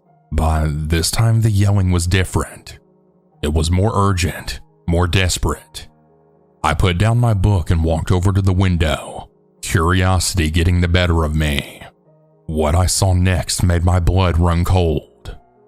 The mother and daughter were outside backing away from the building with terrified expressions on their faces. The son was following them, his face twisted in rage, and in his hand, he held a large kitchen knife. He was shouting something unintelligible, but his intentions were clear. "Dad!" I yelled, my voice cracking with the panic. "Come here, quick!" My dad rushed to my side and looked out the window. His eyes widened as he took in the scene. Without a moment's hesitation, he grabbed his phone and bolted for the door. I followed close behind, my heart pounding in my chest. By the time we reached the footpath outside, the situation had escalated even further. The son was now only a few feet away from his mother and sister, who were backed up against the wall with nowhere to go. My dad, who had always been a man of action, didn't waste any time. He lunged at the son, grabbing his arm in an attempt to wrestle the knife away. "Call the police!" he shouted over his shoulder at me. I fumbled my phone, my hands shaking as I dialed 911. My dad and the son were now locked in a struggle, the knife glinting in the sunlight as they fought for control. The mother and daughter watched in horror, too stunned to move. 911, what's your emergency? The operator's voice crackled through the phone. "There's a man with a knife attacking his family. My dad's trying to stop him. We need help now," I blurted out, giving our address as quickly as I could. The operator assured me that help was on the way, but every second felt like an eternity. I watched in terror as my dad managed to pin the son to the ground, finally prying the knife away from his grasp. The son, surprisingly, didn't really resist much after that. He laid there breathing heavily as my dad yelled at him to stay down. Moments later, the sounds of sirens filled the air, and several police cars screeched to a halt in front of the complex. Officers rushed out, guns drawn, and then quickly took control of the situation. They handcuffed the son and led him away, still seething with anger but not putting up a fight. The mother and daughter then collapsed to the ground, now sobbing with relief. My dad, his face pale and his hands trembling, handed the knife over to one of the officers. I stood there still clutching my phone, feeling a mixture of fear and admiration for my father's bravery. One of the officers approached us and took our statements. The mother, once she had composed herself enough to speak, explained that her son had severe anger issues. She told us that he had been struggling for years, and this wasn't the first time he had become violent. She expressed her gratitude to my dad for stepping in and possibly saving their lives. As the police drove the son away, I couldn't help but feel a sense of uneasiness. What if he came back? What if the situation escalated even further next time? These thoughts swirled in my mind as we returned to our apartment, the adrenaline slowly wearing off. For the next few days, the apartment complex was unusually quiet. The usual sounds of life had been replaced by an eerie silence, as if everyone was holding their breath, waiting to see what would happen next. The mother and daughter kept to themselves, rarely leaving their apartment. About a month later, we noticed the son had returned. He looked different, more subdued, almost resigned. The mother had mentioned that he was undergoing treatment, but it was hard to believe that a month away could make such a drastic change. Surprisingly, there were no more arguments or yelling matches. The family seemed to have settled into a fragile peace, and the complex slowly returned to its normal state. But the incident had left a lasting impression on me. It was a stark reminder of how quickly life could change, and how important it was to be prepared for the unexpected. As for my dad and I, our bond grew stronger after that day. I had always admired him, but seeing him in action, risking his own safety to protect others, well, it made me realize just how lucky I was to have him. Our time in the apartment was temporary, but the lessons we learned and the experiences we shared during those months would stay with us forever. Eventually, the renovations on our house were completed, and it was time to move back home. As we packed up our belongings and prepared to leave the apartment, I couldn't help but reflect on everything that had happened. The apartment complex, once just a temporary home, had become a place of growth and learning for me. I looked out the window one last time, taking in the familiar view of the footpath and the rows of the connected houses. The memory of that fateful afternoon was still fresh in my mind, but now it was tempered with a sense of resilience and hope. Life was unpredictable, but with my dad by my side, I knew that we could face whatever challenges came our way. As we drove away, I glanced back at the apartment complex, a small smile playing on my lips. It had been a place of turmoil and fear, but also of courage and strength. And I know no matter where life took us next, I would always carry those lessons with me, ready to face the future with a newfound sense of confidence and determination.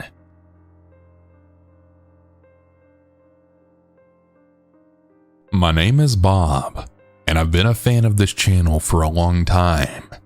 I'm an older viewer, probably a lot older than most. I'm almost 70 years old now, but the story I want to share happened when I was just 10 years old. Back in the summer of '64, I had a job delivering milk around my neighborhood. Yes, I'm that old. It was a quiet suburb with neat lawns, picket fences, and cozy homes. Every morning before dawn, I would load up my bicycle with clinking glass bottles and pedal through the serene streets. One thing that set our neighborhood apart: the mysterious Mr. Franklin who lived at the end of Elderberry Lane. His house was an old Victorian with dark curtains always drawn. Rumors said that he rarely came out during the day, preferring the cover of night for his activities. I noticed Mr. Franklin during my third week on the milk route. After leaving milk on Miss Thompson's doorstep, another local in the neighborhood, I had felt a shiver down my spine. Turning around, I saw him, Mr. Franklin, standing in his overgrown garden, his pale face framed by messy gray hair. His unsettling smile made my heart race. From then on, I always felt his eyes on me during my deliveries. Sometimes I'd catch glimpses of him behind his curtains or see his figure under a street lamp. It seemed that he was always watching but never approaching. As time passed, Mr. Franklin's presence became more real to me. My bike would be moved or I'd hear footsteps behind me in dark alleys. One foggy morning, I saw him standing far away under a streetlight, his smile directed not at me but something behind me. A chilling sight that made me spin around in fear. Fear became my constant companion. I started taking different routes and avoiding quiet corners where Mr. Franklin might be lurking. Despite my efforts, I couldn't shake the feeling of being watched.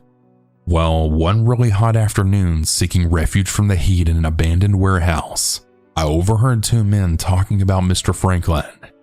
They spoke in hushed tones, warning each other about his collection of photos and letters about people in our neighborhood, more specifically some of the children in the neighborhood. They said he watched everyone closely and they needed to keep an eye on me. Well, I couldn't sleep at all later that night. The thought of Mr. Franklin's obsession with collecting information about us gave me the chills. Finally determined to confront him, I set out on my milk route at dawn the next morning. Pedaling down Elderberry Lane, I gathered my courage and knocked on his door. "Come on in, boy." Mr. Franklin's voice called from inside in a tone of kindness but also menacing at the same time. Mentally preparing myself, I entered his house. The air inside smelled musty from old books, and the walls were lined with shelves filled with files neatly labeled with names of people that I knew from the neighborhood. Mr. Franklin sat at a cluttered desk beneath a dusty chandelier. His smile when he turned to face me was eerie, yet there was a hint of anticipation in his eyes. "You've been watching me," I accused, my voice trembling. Mr. Franklin's smile widened. "Watching, yes.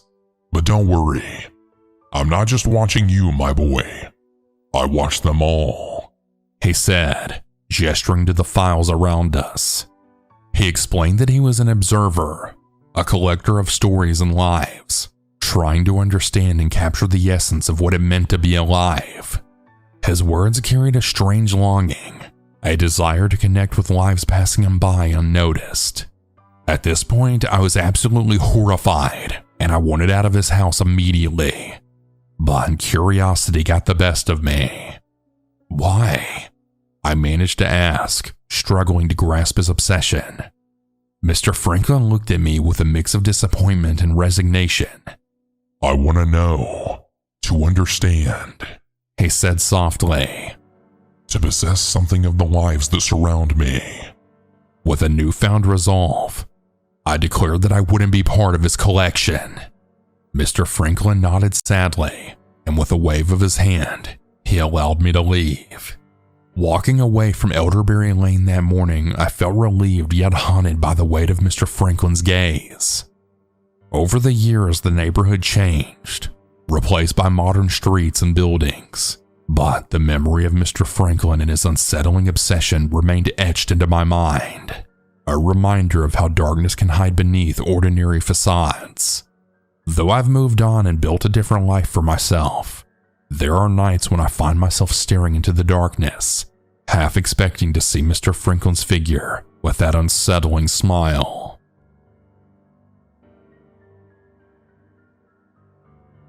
I've always been good at blending in, at becoming part of the background. It's a skill that served me well over the years, especially now as I watch her, the young woman in apartment 3B. From my vantage point across the courtyard behind the safety of drawn curtains and a partially open window, I observe her daily routines with a mix of fascination and longing.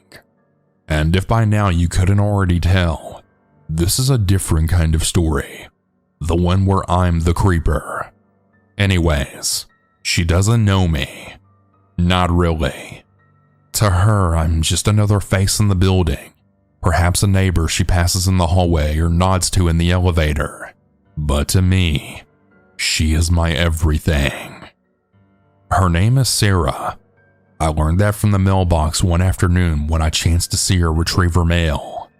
Sarah with the easy smile and the infectious laugh that echoes down the corridor on occasion. I know her schedule almost as well as my own. In the mornings, she emerges from her apartment at precisely 7:45, dressed for work in smart blouses and pencil skirts that accentuate her figure. She carries a sleek black briefcase and often stops by the coffee shop on the corner before then disappearing into the throng of the city's morning rush. I've imagined countless scenarios where our paths might cross naturally. Perhaps at the corner cafe where I could strike up a casual conversation about the weather or the latest news. But I know better than to risk the fragile fabric of my carefully constructed reality. No, it's safer to remain in the shadows, to watch and to wait.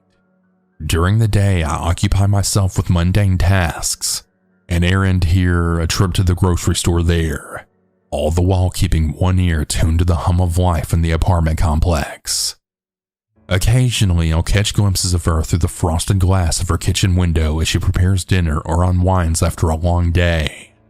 Nights are the hardest, when the silence of the building presses in around me like a suffocating blanket. That's when I find myself drawn to the window, drawn to the faint glow of light from apartment 3B. Sometimes she reads, curled up on the couch with a book held close to her chest. Other times she watches television, the flickering screen casting shadows across her face. I wonder what occupies her thoughts during those quiet moments. Does she think of me, the faceless neighbor who watches her from across the courtyard? Or does she go about life, oblivious to the silent presence that hovers on the periphery of her world? I've tried to rationalize my obsession, to convince myself that it's harmless, that it's merely a passing fascination. But the truth is far more insidious. I can't tear myself away from her. The need to know her, to understand her. It consumes me in ways that I just can't explain. Tonight is no different. As I stand at the window, the darkness outside broken only by the soft glow of streetlights, my gaze inevitably drifts to apartment 3B. I see movement. A flicker of movement that draws me closer to the glass, my breath fogging the window pane. She's there, framed against the lamplight from the living room, her silhouette ethereal and distant. There's a vulnerability about her in these moments, a rawness that she only reveals when she thinks no one's watching. And yet, I'm watching. I'm always watching. Suddenly she turns, as if sensing my gaze from across the courtyard. My heart lurches in my chest, and for a fleeting instant, our eyes meet through the glass. Panic surges through me, threatening to unravel the fragile threads of my carefully constructed facade. But then she smiles, a small knowing smile that sends a shiver down my spine. Does she recognize me? Does she even understand the depths of my obsession, the lengths to which I've gone to remain hidden in plain sight? Or is it merely a trick of the light, a figment of my fevered imagination? I drew back from the window, retreating into the darkness of my own apartment. The weight of my guilt settles heavily on my shoulders. I know that what I'm doing is wrong, that my fixation on her is unhealthy and dangerous. Yet still, I find myself drawn back to the window, drawn back to the quiet sanctuary of apartment 3B. For in those stolen moments of observation, I catch fleeting glimpses of a life that I can never truly be a part of. A life that only exists beyond the confines of my own fractured reality. And so I continue to watch, to wait, to yearn for a connection that may never come. For in the end, I'm nothing more than the watcher in the shadows, forever bound to the object of my obsession by the invisible threads of desire and regret. Hey everyone, I want to share a story that really shook up me and my boyfriend. A couple of years ago, I moved to the UK for university. It was a big move for me, but I needed to get away from my parents' toxic situation back home. My first year at uni was spent in student accommodation where I met some really awesome people and enjoyed my newfound independence. I didn't meet my boyfriend until later, but life felt good. By my second year, I decided to move into a house with some friends that we rented through the university. It was nice to have our own space and not worry about noise restrictions like we did in our small shared flat the year before. My room was on the ground floor with a window that looked out into a small yard. I'd often go out there to smoke. There was an old thin wooden door that led to the street where we kept our bins and stuff. The door could only be locked from inside the backyard, so we tied it shut with some strings to keep it closed properly. We had neighbors on both sides. On one side were 5 guys who seemed much older than university students. They were a bit strange. One day there was a police incident involving them. One guy had attacked his flatmates with a kitchen knife and set their kitchen on fire. It was really scary to see one of them covered in cuts and blood. My flatmates and I helped clean him up and gave him a shirt to wear. The police took the guy away who caused all the trouble, but the guy we helped out was odd. He talked nonsense and made unwanted advances towards me. We noticed that he smoked a lot of marijuana, but we tried to be helpful and didn't think much about it at the time. After that incident, I'd see him around sometimes whenever I was coming home from uni or running errands. He once approached me on the street near a corner shop and tried to start a strange conversation. I felt really uncomfortable and ignored him. He said something creepy like, I'll wait for you in front of your house so we can talk. I brushed it off as a joke, bought my drink, and headed back home. But as I turned into my street, there he was with his flatmate sitting on my doorstep. I panicked and called my male flatmate to ask him to tell them to leave, but he wasn't home. I waited nervously until they finally left an hour later. I rushed back home, locked the door, and felt relieved. Despite this, things got worse. One day while smoking in the backyard, I noticed the wood door was open. The strings we used to keep it closed were cut. I closed the door again and put on a new string, assuming it was just a mistake by one of the flatmates. Those weird neighbors often fought loudly, which disturbed my flatmates and me at night. We got used to it after a while though. One evening, my boyfriend stayed over as usual. He woke up suddenly in the middle of the night because of a loud noise and whispering. He woke me up quietly, and we listened in the dark. Suddenly, the wooden door banged open, and we heard footsteps near my window. We froze as we heard the backyard door being shaken, like someone was trying to break in. Thankfully, our curtains were closed, so they couldn't see us. We were ready to dress quickly and escape through the window if they came in. Then we heard my window open some more, and one of the guys spoke in a language that we didn't understand. They were trying to get in. My boyfriend and I jumped out of bed, grabbed my phone, got dressed, and then ran out of the room and out of the house. I called my flatmates and then the police. Luckily, the police station was nearby, and they arrived in less than 5 minutes. I was in shock, and I don't remember much after the police came. They caught one of the guys, but the other escaped. Later on, they found him a few streets away smoking weed. The police searched their house and they found drugs and a huge kitchen knife. It really terrified me to think they were trying to break in with such dangerous intentions. I never did anything to provoke them, so I couldn't understand why they targeted me and my boyfriend. One of them was sentenced to 2 years in prison for carrying a weapon with intent to harm. I moved back home a few months later because I was so scared and I couldn't stop thinking about what would have happened if my boyfriend hadn't woken up. I'm still coping with the trauma to this day. I often wake up from the slightest noise and have nightmares, but I'm really grateful to have my boyfriend by my side. We talk about it often, which helps me feel better. This happened when I was around 9 years old. I'm 25 now, and it's something I'll never forget. It still gives me goosebumps to this day. I live in a terraced house, and my neighbors and I have our own little patio. There's a small road 10 meters from my yard where people do their Sunday walks on. Only a small fence separates my small yard and a patio from that road. I live in a pretty crowded area with several of these terraced houses spread around in my neighborhood. So seeing people walking on that road is pretty normal for me. Seeing random people standing on my patio is not. When I was 9, I usually got home from school about an hour before my mom got home from work. I lived maybe 50 meters away from my school, so my mom figured I was mature enough to be home alone. It was only an hour or so before she got home. So this one day, I got home from school. I did the usual thing, which was to make sure that I locked the front door and double-checked that the back door leading to the patio was also locked. Then I rushed up to my room upstairs to play as much PlayStation as possible before my mom came home and would make me do my homework.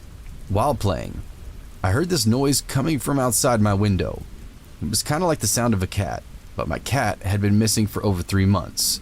A hope sparked within me, and I thought, oh my god, did he finally come back? I ran downstairs to check if it actually was my cat. The sight that met me gives me goosebumps again just writing this. There's a guy standing on my patio, a very tall man with black hair covering half of his eyes, making him look like a male version of the Ring Woman or something.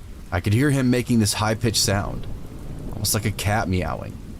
A brown liquid was running down from his mouth, and I could see him spitting out my dad's stomped cigarettes. He was actually eating from the ashtray. I was frozen, observing this. Eventually, I snapped out of it and screamed so loud that the man must have heard it. He didn't react, just kept eating from the ashtray outside. I ran upstairs to my room, locked the door, and called my mom, who then promptly called the cops.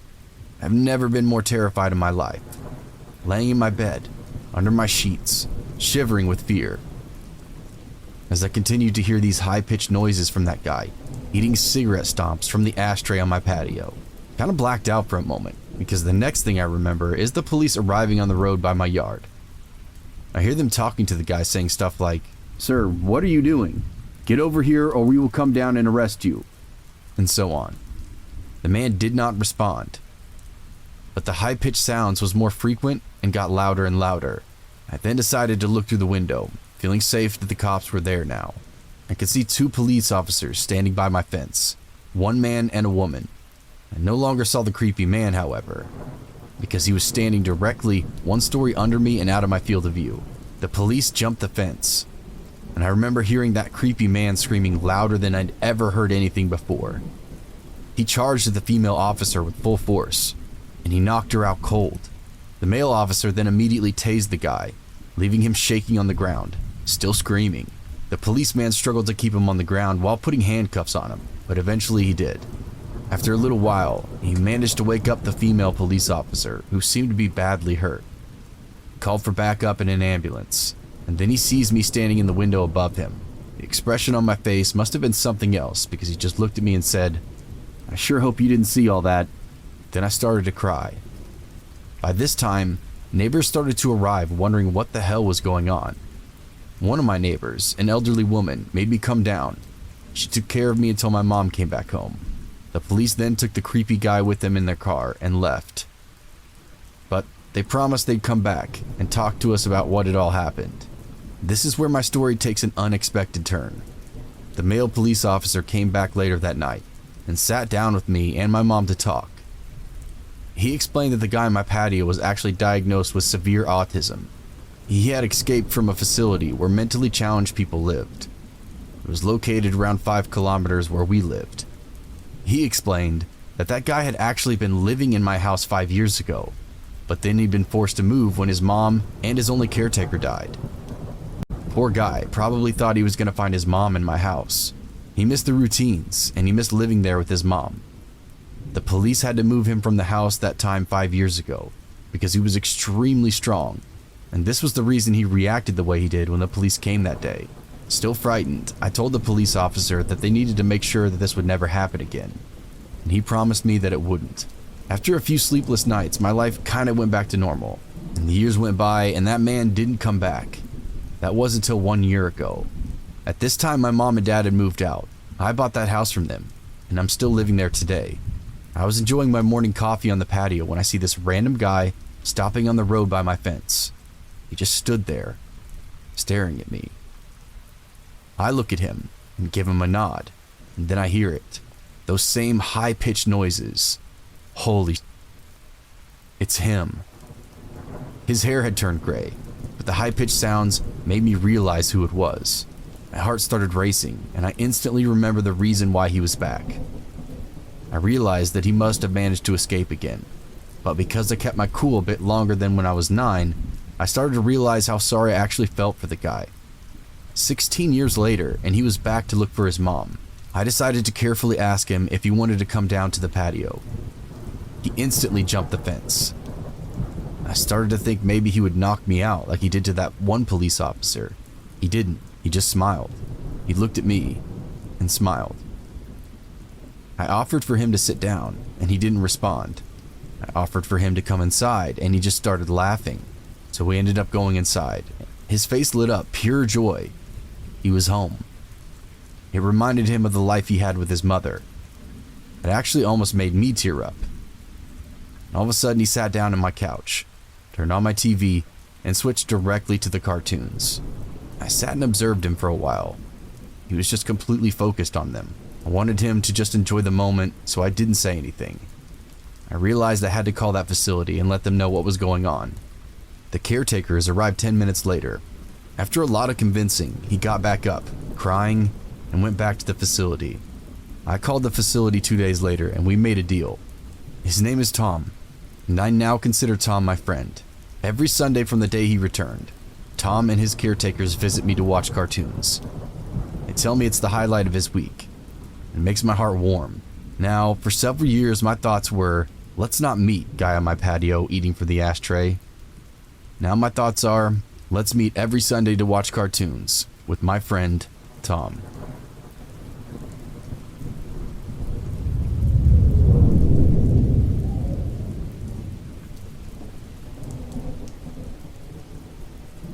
I was 14 years old, and it was just an average night, and it was around 9 p.m. Myself and my little cousin are at his house, and I'm babysitting for the night while my mom and aunt are shopping and my dad and uncle are at the movie theater. As we're sitting there, I started to feel really strange, like something was wrong, but I couldn't quite put my finger on it. So we just kept watching TV. That same feeling wasn't going away though, so I got up and walked to the back door to lock it. And when I came back through the kitchen, I saw what was causing my weird feeling. In the window, there's this very decrepit and homeless-looking man, just staring at us. Protective mode turned on immediately, and I pretended like I didn't see that guy, and told my little cousin that we needed to go upstairs, because our parents would be home soon, and they wouldn't want him staying up so late. We went upstairs, and I put him to bed, knowing damn well that there was a man outside, and I think that he wanted in. I was about 125 pounds and 5'8" at the time, and I played football for my school. If I remember correctly, I went downstairs and straight into the kitchen, and grabbed one of those meat tenderizing hammers, turned back to the window, only he now wasn't there. I ran back to the front door and made sure that it was locked. Both the deadbolt and the knob were, and I ran back upstairs with the meat tenderizer. I went into my cousin's room and sat down in front of the door. He asked me what I was doing, and I told him not to worry about it and just to keep his head low. I called the cops, and then my dad and uncle. The cops were at least 30 minutes out, and my dad and uncle were 45 minutes. Then I heard it, a window shatter, and the sound of heavy boots walking around on our main floor. Quietly told my cousin to stay calm and hide under the covers and keep silent. I could hear that man walking around downstairs. It was horrifying. I gripped that damn meat tenderizer and just waited. Maybe 5 minutes or so pass, and then I hear the boots walking up the stairs. At this point, I was having a freaking heart attack. My cousin's door is no more than 10 feet from those stairs. I heard him opening up the door to my aunt and uncle's room, then the bathroom. He walked back downstairs, and I heard him open the door to the basement. 15 minutes later, the police showed up and burst into the house. It turned out that the guy was loose from a mental hospital 1 province away. I nearly had to battle a mental case when I was 14, and at one point, I was no more than a wooden door and 10 feet away from him.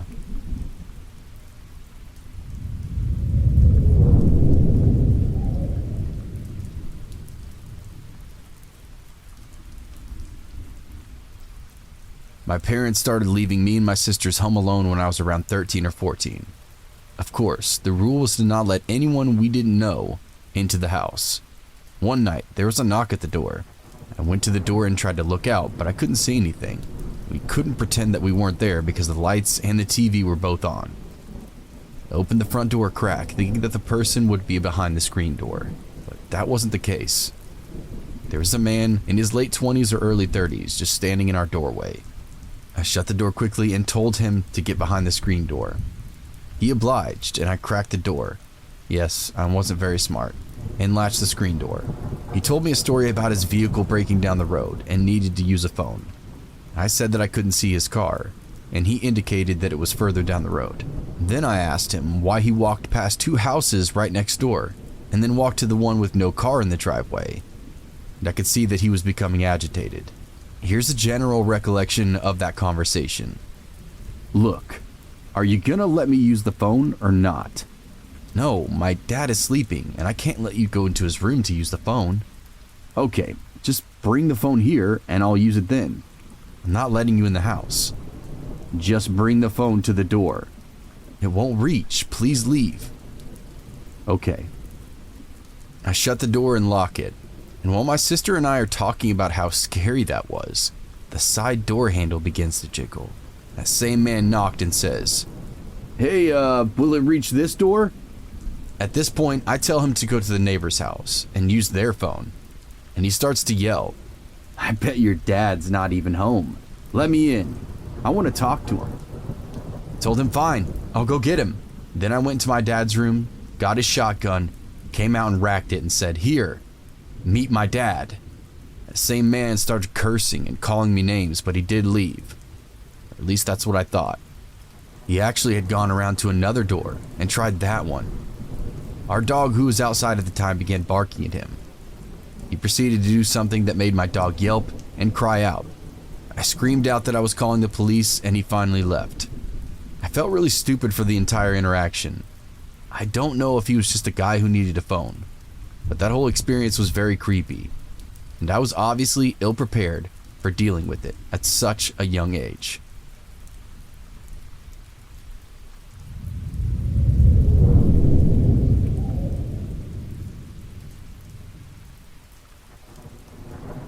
This story happened to me back when I still lived at my parents' house. I was commuting to college at the time and had 3 siblings that also lived at home, my brother and 2 sisters. For some context, we lived on 5 acres in rural Ohio, surrounded on both sides by woods and farm fields. Additionally, during the week, my dad would normally leave for work around 2 a.m., so I always felt like it was my job to be the man of the house because he was gone during the times when you would imagine something sketchy happening. However, on this night, because it was the weekend, my dad was actually home. I woke up to the sound of my brother's voice trying to get my attention. We had separate rooms, but if you came out of our room, you could look down over the banister and see our front door. When I woke up, it took a few moments to get out of that haze and realize what was actually going on. I looked at the clock and it was around 2:30 a.m. My brother told me that there were 2 men at our front door. Now this really woke me up. We quietly walked out of my room to peek down and look down to the front door. When we looked, there was no one at the door, but I noticed my parents off to the side and out of view of the glass on that front door. I whispered down to my dad, and he told me that there were 2 guys who had been talking to one another and knocking at the door. Hearing my dad say this freaked me out even more.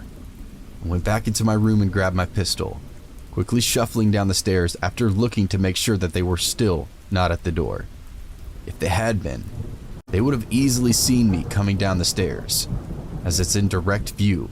My brother is right behind me as we head over to where my parents are, whispering to my parents to find out what was going on.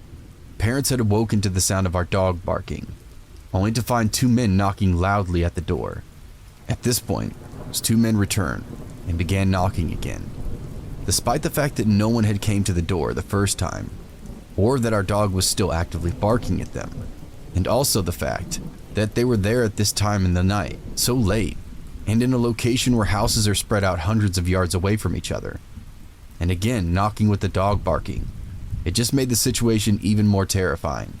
After a couple of minutes, the men walked away, and we all shuffled across the kitchen and into the family room to peek out those windows into our driveway. There was a black Cadillac sitting there, but no one was inside from what we could see. Immediately the question was, where did those guys go? They weren't in their car, and they were no longer at the front door. We would quickly get an answer to the question we just asked.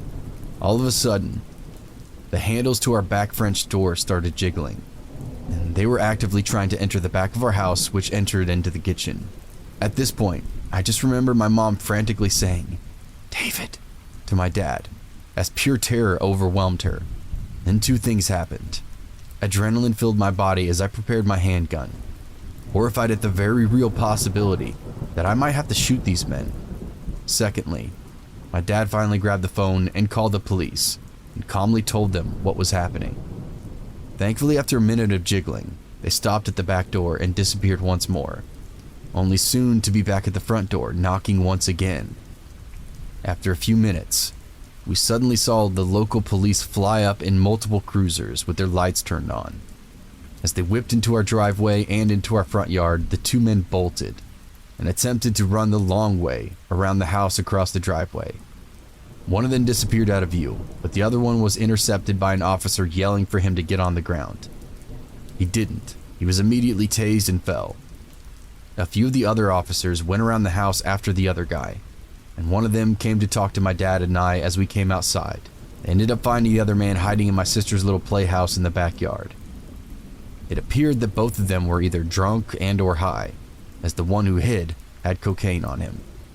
While they were both arrested that night, we never did find out what they were charged with or what happened to them. Needless to say, that whole experience wasn't fun. So to the random men at our door in the middle of the night, let's not meet again.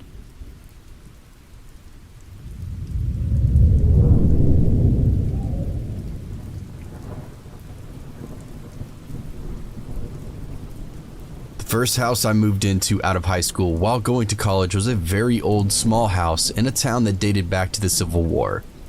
I lived there with 3 other guys since rent was really high, but we made it work. The house itself was built on a hill and had a small driveway in front with a U-shaped driveway in the back. It had a full basement and was owned by someone with multiple rental properties in that area. They told us that we had full access to upstairs, but they used downstairs for storage, and to never go down there because it was full of their stuff. We never really questioned it because the rent for this particular location, especially for our area, was low. We were still technically on campus, but our house was surrounded by other college students, so we could have parties whenever we wanted to. Everything was great until we started having unwanted visitors. At first, things were pretty easy to ignore, or easy to write off. A roommate home by themselves would walk into a room, and the lights would be on when they were home alone and hadn't flipped any of the switches. Or someone would hear a faucet turn on and off in a room with no one inside it. We tried to do what little research we could at the time, and found out that water pressure can cause faucets to do some crazy things on their own, and also that power surges can do similar things with flickering lights. Unfortunately though, things kept getting stranger and stranger. At one point, one of my roommates who was home alone got out of the shower and looked into the mirror to start shaving. He noticed someone else stepped out of the shower behind him and left the room. He searched the entire house but couldn't find anyone else inside. Later on, a different roommate had several items go missing out of his room, including his keys and pocket knife. He later found them in our microwave. Again, no one was home at the time. Me personally, I got home on a day when nobody else was at the house for a couple of hours in between classes. There's a folding chair on the front porch next to the door, and I had an armload of books. I set the books down on the chair, unlocked and pushed open the front door. I bent down to pick up my books, and the door was slammed in my face. I thought maybe the wind had caught the door and then went to open it, but discovered that the door had locked itself again, both the handle and the deadbolt. Last of all, 3 of us were sitting together on a couch watching TV when we heard a loud, heavy thud, as though something had been dragged off into a back bedroom. All 3 of us later confirmed that we distinctly heard both footsteps walking through the house, as well as the sound of something heavy being dragged. Last of all, the back door opened and slammed shut, even though we were all inside the living room, and there was supposedly no one else in the house. Around a week later, we started to smell gas inside, and we called the authorities in the middle of the night. They searched the house, with us waiting on the front lawn. They finally came outside and told us they couldn't find any kind of gas leak, and then asked us to open up the basement. We had never been down there because of our landlord's request, but since the fire department was asking, we opened the garage door. Right in front of us was a Honda Shadow motorcycle with a large pool of gasoline underneath it, where the tank had apparently leaked underneath it and the rest of the house. The firefighters saw this and decided to leave, while we were left to look around the rest of the basement.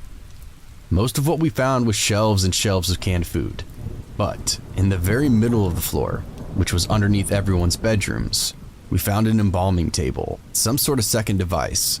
I'm still not sure what the second device was. It was cylindrical, with a small viewport in the front door, and it seemed to have some places on the back for hoses or pipes to connect to it. Although nothing was attached when we found it, it was around the size of 2-liter bottle sodas. Soon after, we would come to find out that our landowner worked night shifts at a local hospital. Whatever it was or whatever was going on inside that house, we decided that enough was enough, and we all decided to move out as soon as our lease was up. Unfortunately, I was the last one there, and I promised that last 7 days I spent there alone were the longest days I spent anywhere since. I'm a self-described cynic, and I don't believe anything when it comes to the supernatural. But I can also admit when I have absolutely no explanation for a set of events. I'm sure the Reddit scientists will be able to explain everything that happened to me now that many years have passed. But I don't really need their explanations anymore. I just accept that being in old houses alone is not a good idea, and still to this day I do my best to avoid them altogether. Maybe 2.5 years back, I met a chick at a bar. She had been stood up and I just knocked off for the day. I didn't go there with any idea to score. I just wanted a couple of pints to help me unwind. I'd been there for around 45 minutes when the bartender slipped me a note. It was from a girl sitting at the end of the bar. She asked me to grab a table with her so we could talk. My curiosity was piqued, so I looked to my right and locked eyes with possibly the most beautiful woman I'd ever seen. I thought that maybe I'd been given the note accidentally, No way a girl that hot was interested in me. To make sure, I pointed at the note and then mouthed, "Was this for me?" Then pointed to myself. To my amazement, she nodded yes. That's where our evening began. I grabbed a quiet table in the corner and she joined me. We introduced ourselves before getting to the small talk. Her name was Amber and she was 25. Close up, she was even more beautiful than I thought. I asked her why she'd written the note. I was genuinely curious. While I'm not a walking mess, I was nowhere near her level.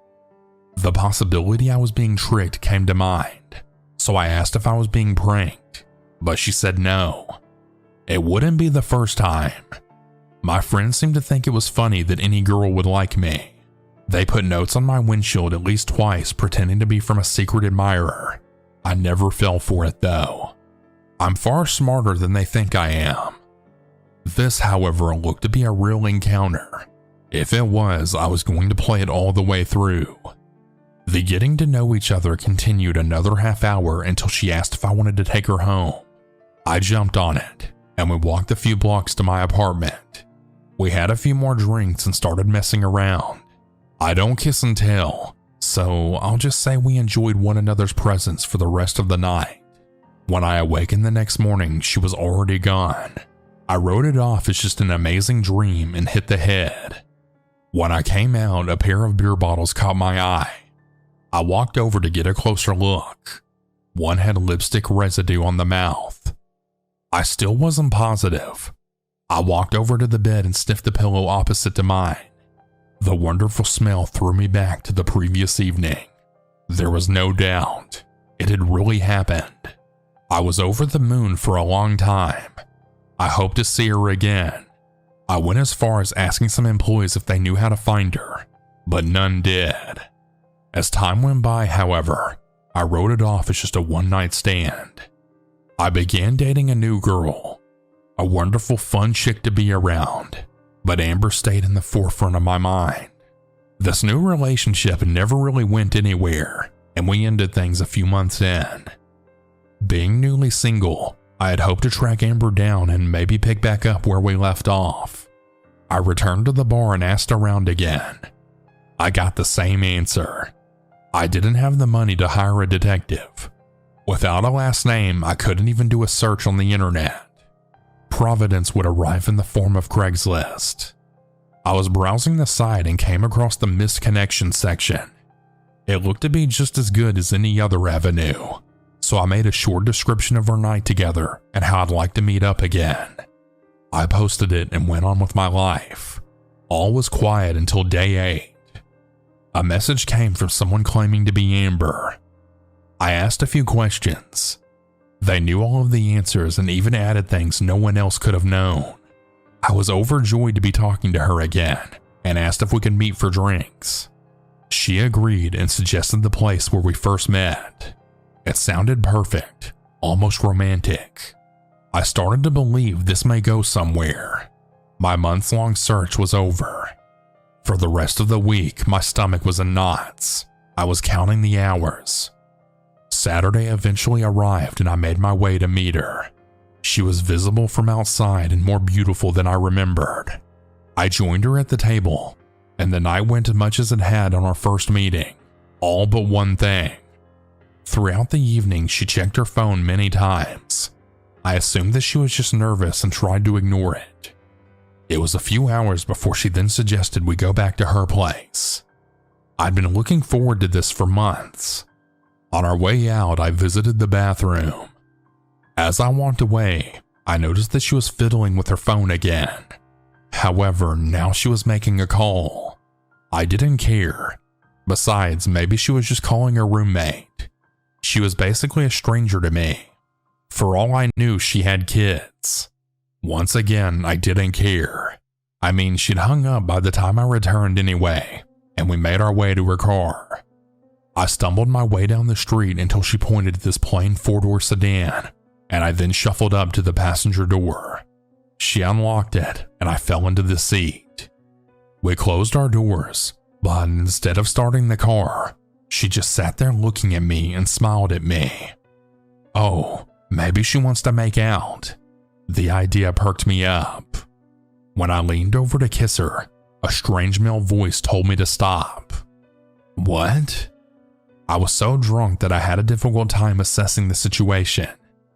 I turned my head to the back seat and saw a large masked man pointing a gun at me. Don't make me shoot you, cowboy. Instantly, I sobered up. I could tell that he meant every word. I looked over to Amber. Our eyes met, and I knew I'd been tricked. They were cold, lacking any empathy. I was devastated. I lost my desire to live at that very moment. Moving much faster than I should have, I yanked my wallet from my pocket and threw it into the back seat. I think my nonchalance caught the man off guard. He said nothing, even as I stepped from the car and slammed the door. I didn't know what to do, so I just stood mute, staring at the pavement. It remained quiet for around 30 seconds until I heard the car start and then speed away. It wasn't long before I had a massive adrenaline dump. The seriousness of what had occurred mere minutes prior hit me like a truck. I hunched over and began vomiting. Massive amounts of booze and nachos poured from my guts. I eventually ran dry and returned to my feet. I wiped my mouth and made my way home.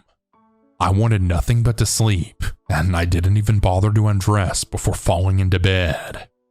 Most of the day was gone when I woke up. I chugged a bottle of Gatorade, which was my hangover cure. The events of the previous night became clearer by the second. I felt so stupid, all the time that I'd wasted looking for her. Then I got angry, and my desire for revenge kicked in. A quick shower and a 2-mile walk later, I found myself filing a report. In Chicago, stick-ups generally don't get much attention.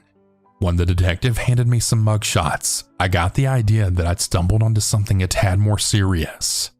I was shocked to see the faces of Amber and her accomplice staring back at me. I pointed them out, and the detective gave me the lowdown. Only at that moment did I realize just how lucky I'd been. According to him, I had fallen prey to a scam.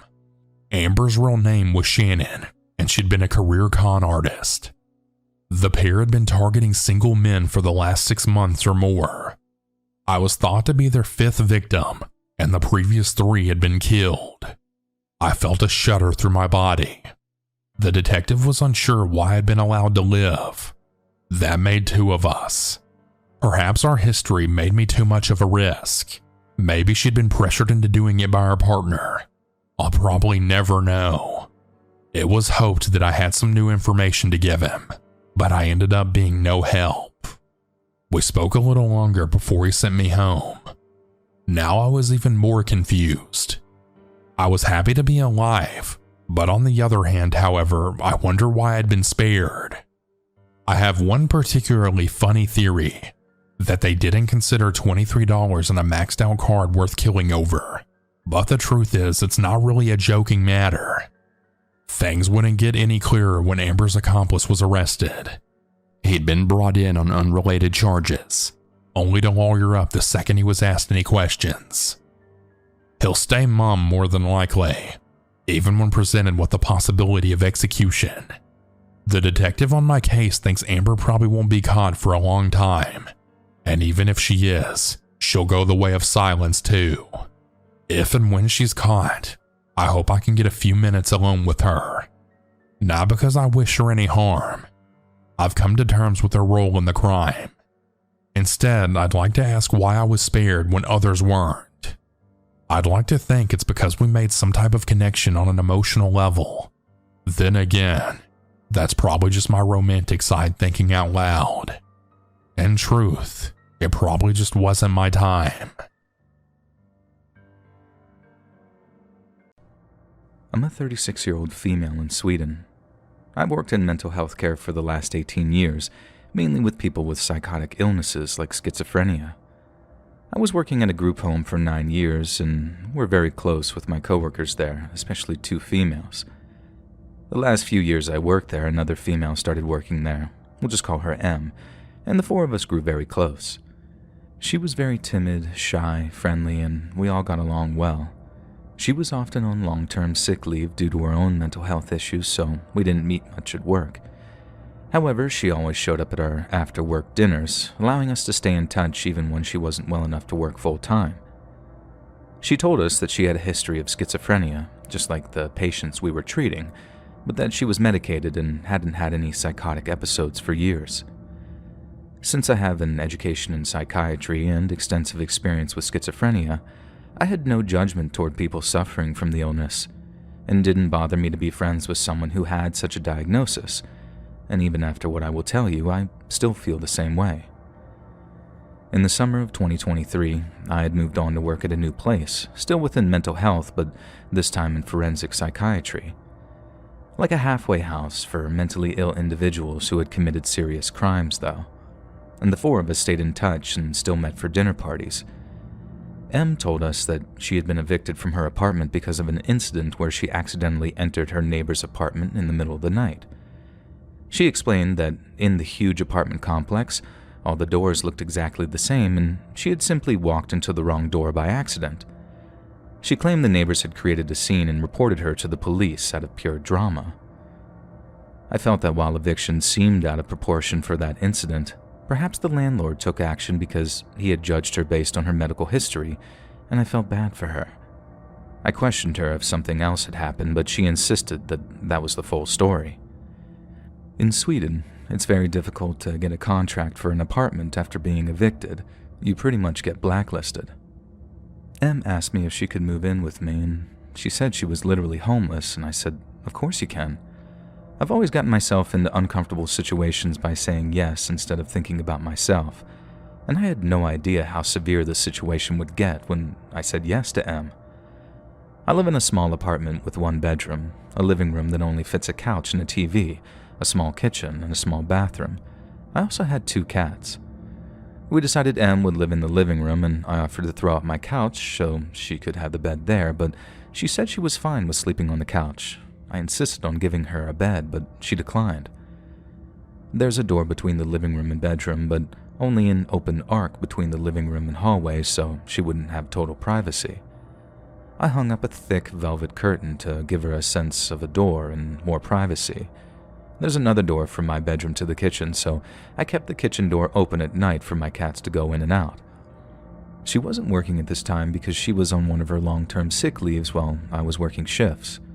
Sometimes I had to get up at 6 a.m. and sometimes I didn't get home until 11 p.m.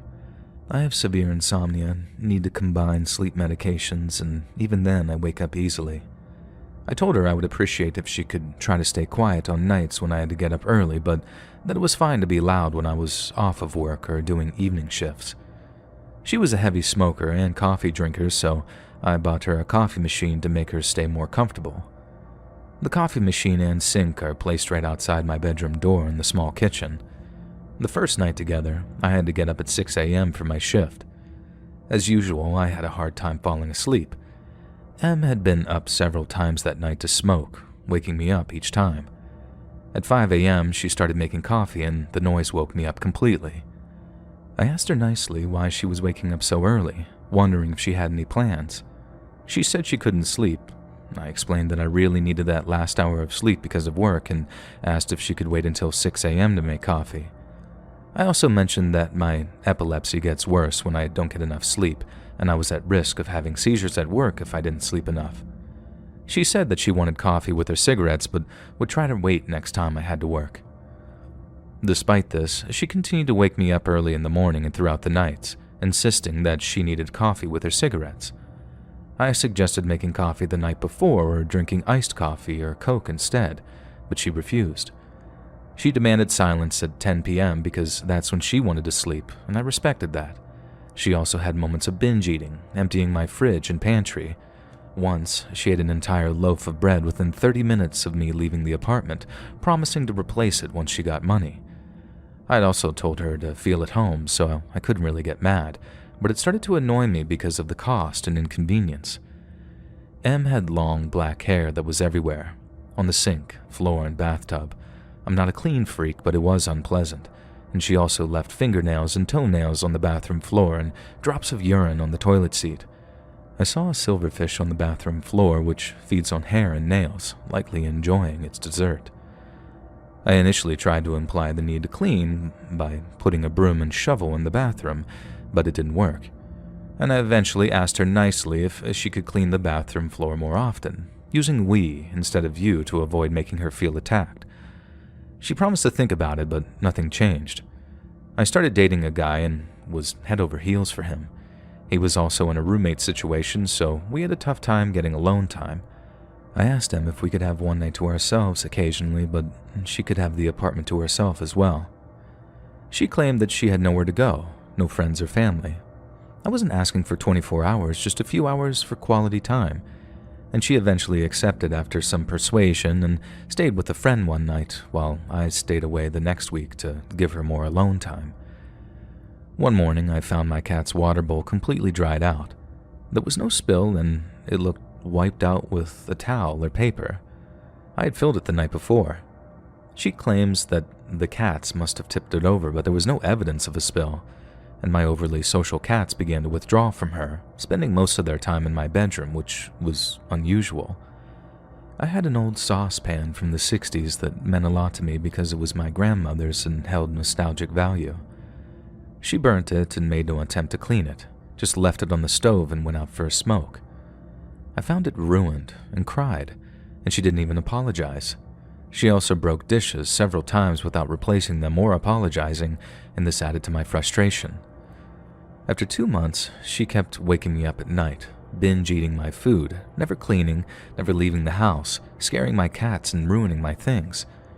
I realized that she had stolen my prescribed sleeping pills. I had 20 in my nightstand when I left for work, and they were gone when I returned. She denied it, but no one else could have taken them. The summer heat was strong, and I felt locked up in my tiny bedroom with my 2 cats. I never got any time to myself or alone time with the guy that I was dating. My apartment was messy, and she was stealing from me. Out of nowhere, my old elementary school classmate texted me on Facebook and asked how I knew M. He had seen my Facebook post about us being roommates. I told him that we were old coworkers and that she needed a place to stay because she got evicted, and he said, "I know. Do you know why she was evicted?" "Yeah, she accidentally went into her neighbor's apartment," I replied. He said, "That's not the full story. She broke in and snuck up to their sleeping baby with a knife in her hand.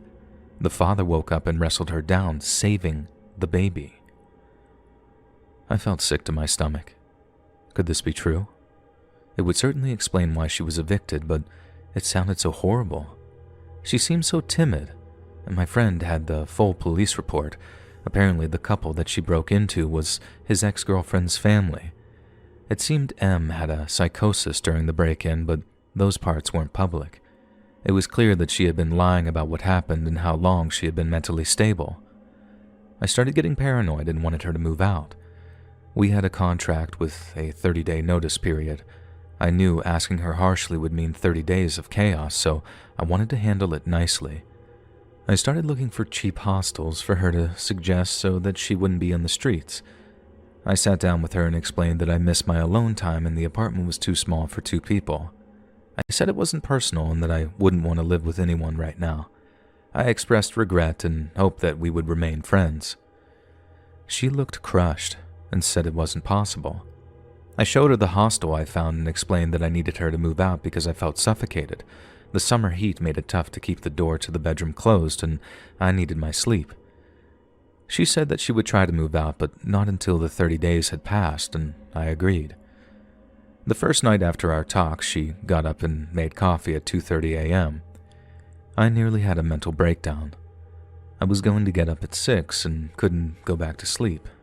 I asked her in the morning for probably the 10th time to wait until I got up to make coffee, but she didn't even answer. She just sat on the sofa and stared out the window. I was freaked out, but left for work. She kept being weird, making a mess, waking me up, eating my food, and all I could think about was the incident with her and the baby and the knife. Eventually, I got so angry about being woken up by the coffee maker that I unplugged it and stored it in my attic, which she had no access to. It may be childish, but I was going crazy and just wanted her to stop. The next night, I woke up at 4 a.m. to her making coffee in a saucepan. I tried talking to her again, but she just stared and didn't reply. In my frustration, I stored the saucepan in the attic too. The third night, the guy I was dating was sleeping over because I was getting really paranoid about her weird behavior. I woke up to him poking me, whispering, "Look." In the doorway, Em was just standing silently, staring at us. It was like a scene from a horror movie with her long black hair over her face. I didn't say anything at first, wondering if she was doing something by the door, but realized that she was still just standing still, staring. It reminded me of the ending of Paranormal Activity where Katie just stares at Micah. I sat up and said, "What are you doing?" But before I could finish, she slammed the door shut and I heard the sound of something metal falling and her running into the living room. I yelled, "You need to leave!" and just started crying hysterically because this was turning into a literal nightmare. Of course, I didn't go back to sleep and was really happy to have company that night. I kept asking myself if she had done this before, staring at me in my sleep. The next day I opened the door that she had slammed shut and saw a kitchen knife on the floor. And that was the metal sound that I had heard. I took all my knives and locked them in the attic. I asked a friend to come over when I told Em that she had to move out immediately. During the conversation, I tried to stay calm, knowing that she had a mental illness and meant no harm despite my frustration. She didn't answer me, just stared out the window. She left the apartment and sent me a text saying that I was disrespectful for bringing a friend over to her place. That night, I thought that it would be quiet without the coffee maker or saucepans. But at 3 a.m., I woke up to her burning dry coffee powder in a frying pan, and I was terrified. Her face was dead, her eyes black, and I suspected that in that moment, she was in a psychosis. I stopped the fire that was starting and she ran off to the living room in silence. She had an appointment with her psychiatrist the next day, and while she was away, I packed all her things and sent her a text telling her that she needed to pick them up and return my keys. I offered to give her money for a hostel for the remaining 26 days, and she didn't reply. The guy I was seeing came to keep me company in case she fought about it, and she didn't. She left the keys without looking at us and left. Our coworkers told me that she moved in with the guy that she was dating and stayed there for a few weeks until she somehow got an apartment on her own.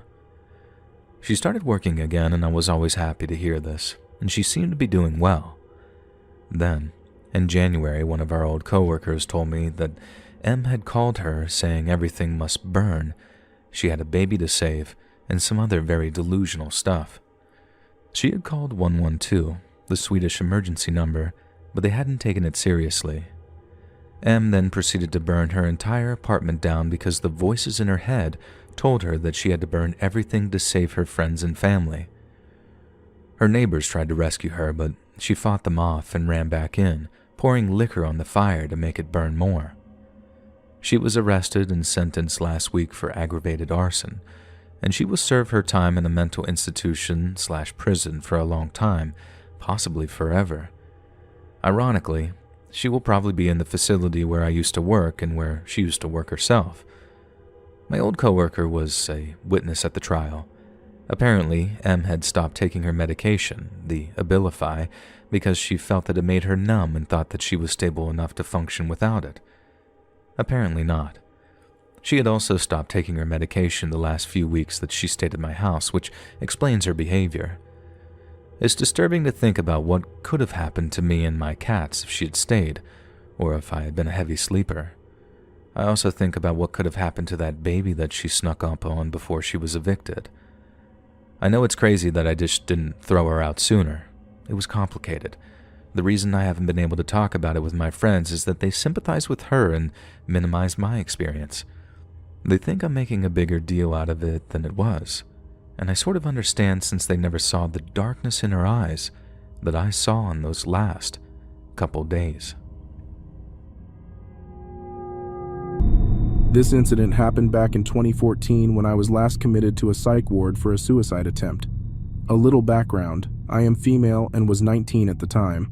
I was coming off of 3 years of bipolar medication while at a peak of substance abuse facilitated by my first year in college going crazy with new adult freedom.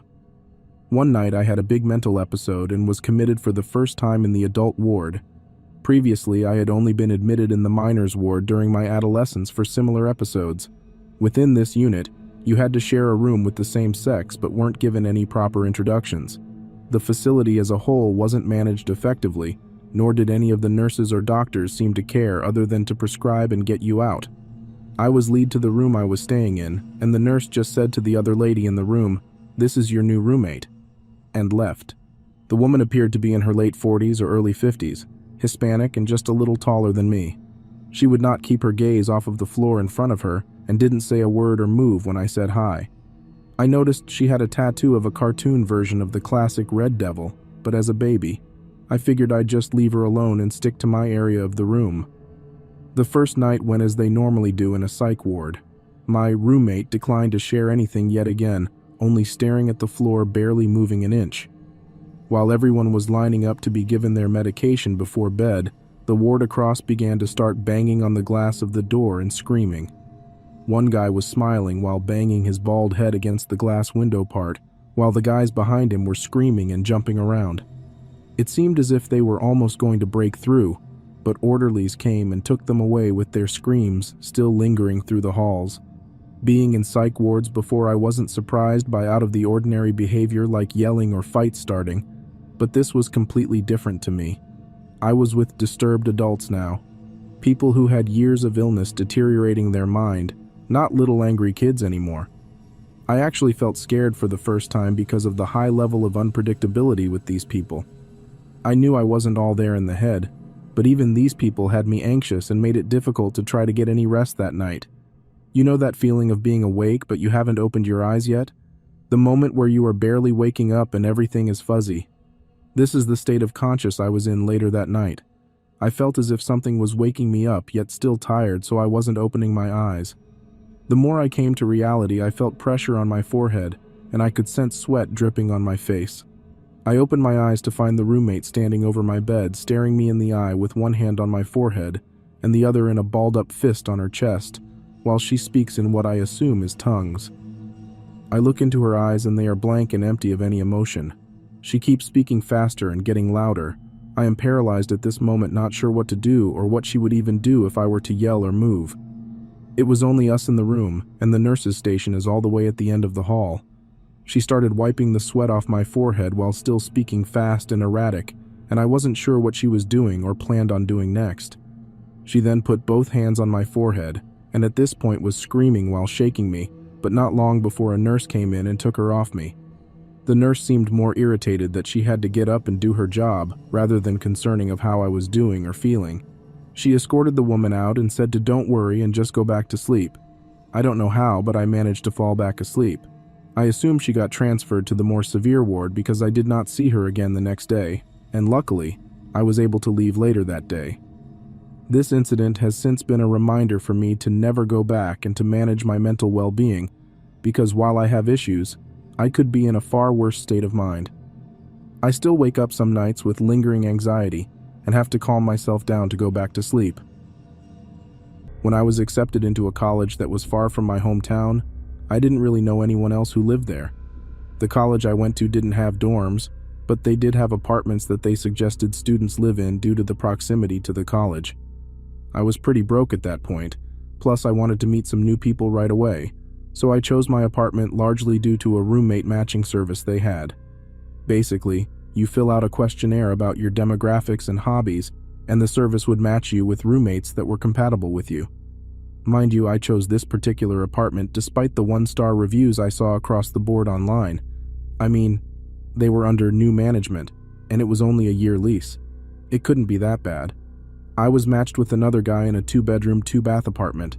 I was so excited to move in and meet him.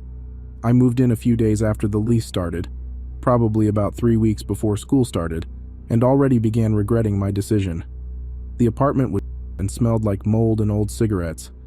In fact, there was a used ashtray on the coffee table when I first got there. My new roommate didn't show up for about a week. When he did finally show up, I found out he was about 35 and didn't even go to my school. He was pretty scruffy and smelled like old cigarettes and BO. Eventually, I found out that he used to be homeless and took out student loans to afford the application fee and first few months' rent, but he never enrolled in classes. After the first few months, he stopped paying rent, and it took about 6 months for the property to finally evict him. While he lived in my apartment, he never changed his clothes. He always wore the same beat-up-looking camo pants and stained, dirty wife beater. I even offered him some clothes I was getting rid of that would have fit him fine. He was content though, so whatever. He would also have a lot of his old roommates from when he lived at homeless shelters over. It wouldn't be uncommon for me to come home to a random person doing laundry, even when my roommate wasn't home. When I would have a guy over to hang out in my room, he would watch us walk from the front door to my room through a crack in his door, just wide enough for me to see the creepiest look on his face. Literally every time. Needless to say, he gave me the creeps. A few months after school started, and after I was noticing his creepy behavior more and more, I was in my room asleep with a guy I was talking to at the time when I hear a knock on my bedroom door. I look to the clock and it's about 3 in the morning. I get up to go see what whoever it was wanted and open my door to a random, dirty and old naked guy. He says he's a friend of my roommate and thought my roommate was in my room with me. I flipped out. Obviously, my roommate isn't in my room with me. In order to get into my apartment, my roommate would have to let him in. And the apartment isn't very big, so it wasn't like my roommate could have gone somewhere else that his friend wouldn't know where he was. He was either in the living room or in his room. I throw this dude out and let myself into my roommate's room. This is the first time I've been in there, mainly because I have no reason to associate with him, and he's sitting in the corner doing absolutely nothing with his lights off, almost as if he was waiting for me to come in there. I ask him about everything that just happened, and he tries to play dumb like he didn't even know the guy. Someone had to let him in, and it wasn't me. I drop it, begrudgingly, because the eviction notices are piling up on his door. I figure it's just a matter of time until he's gone. In the meantime, I see the naked dude randomly in the apartment doing laundry a handful of times when I would get home from class. Finally, my roommate is evicted, and I think I'm done with that, and maybe we'll get another roommate that is actually my age or cool. A few weeks go by that are more or less quiet. Then one day I hear a knock at the front door during the day. When I answer it, I see the random naked dude standing there, thankfully clothed this time, with a trash bag full of what looked like disgusting laundry. He tells me that my roommate said it was cool if he came to use the washer, and starts to walk forward like he owns the place.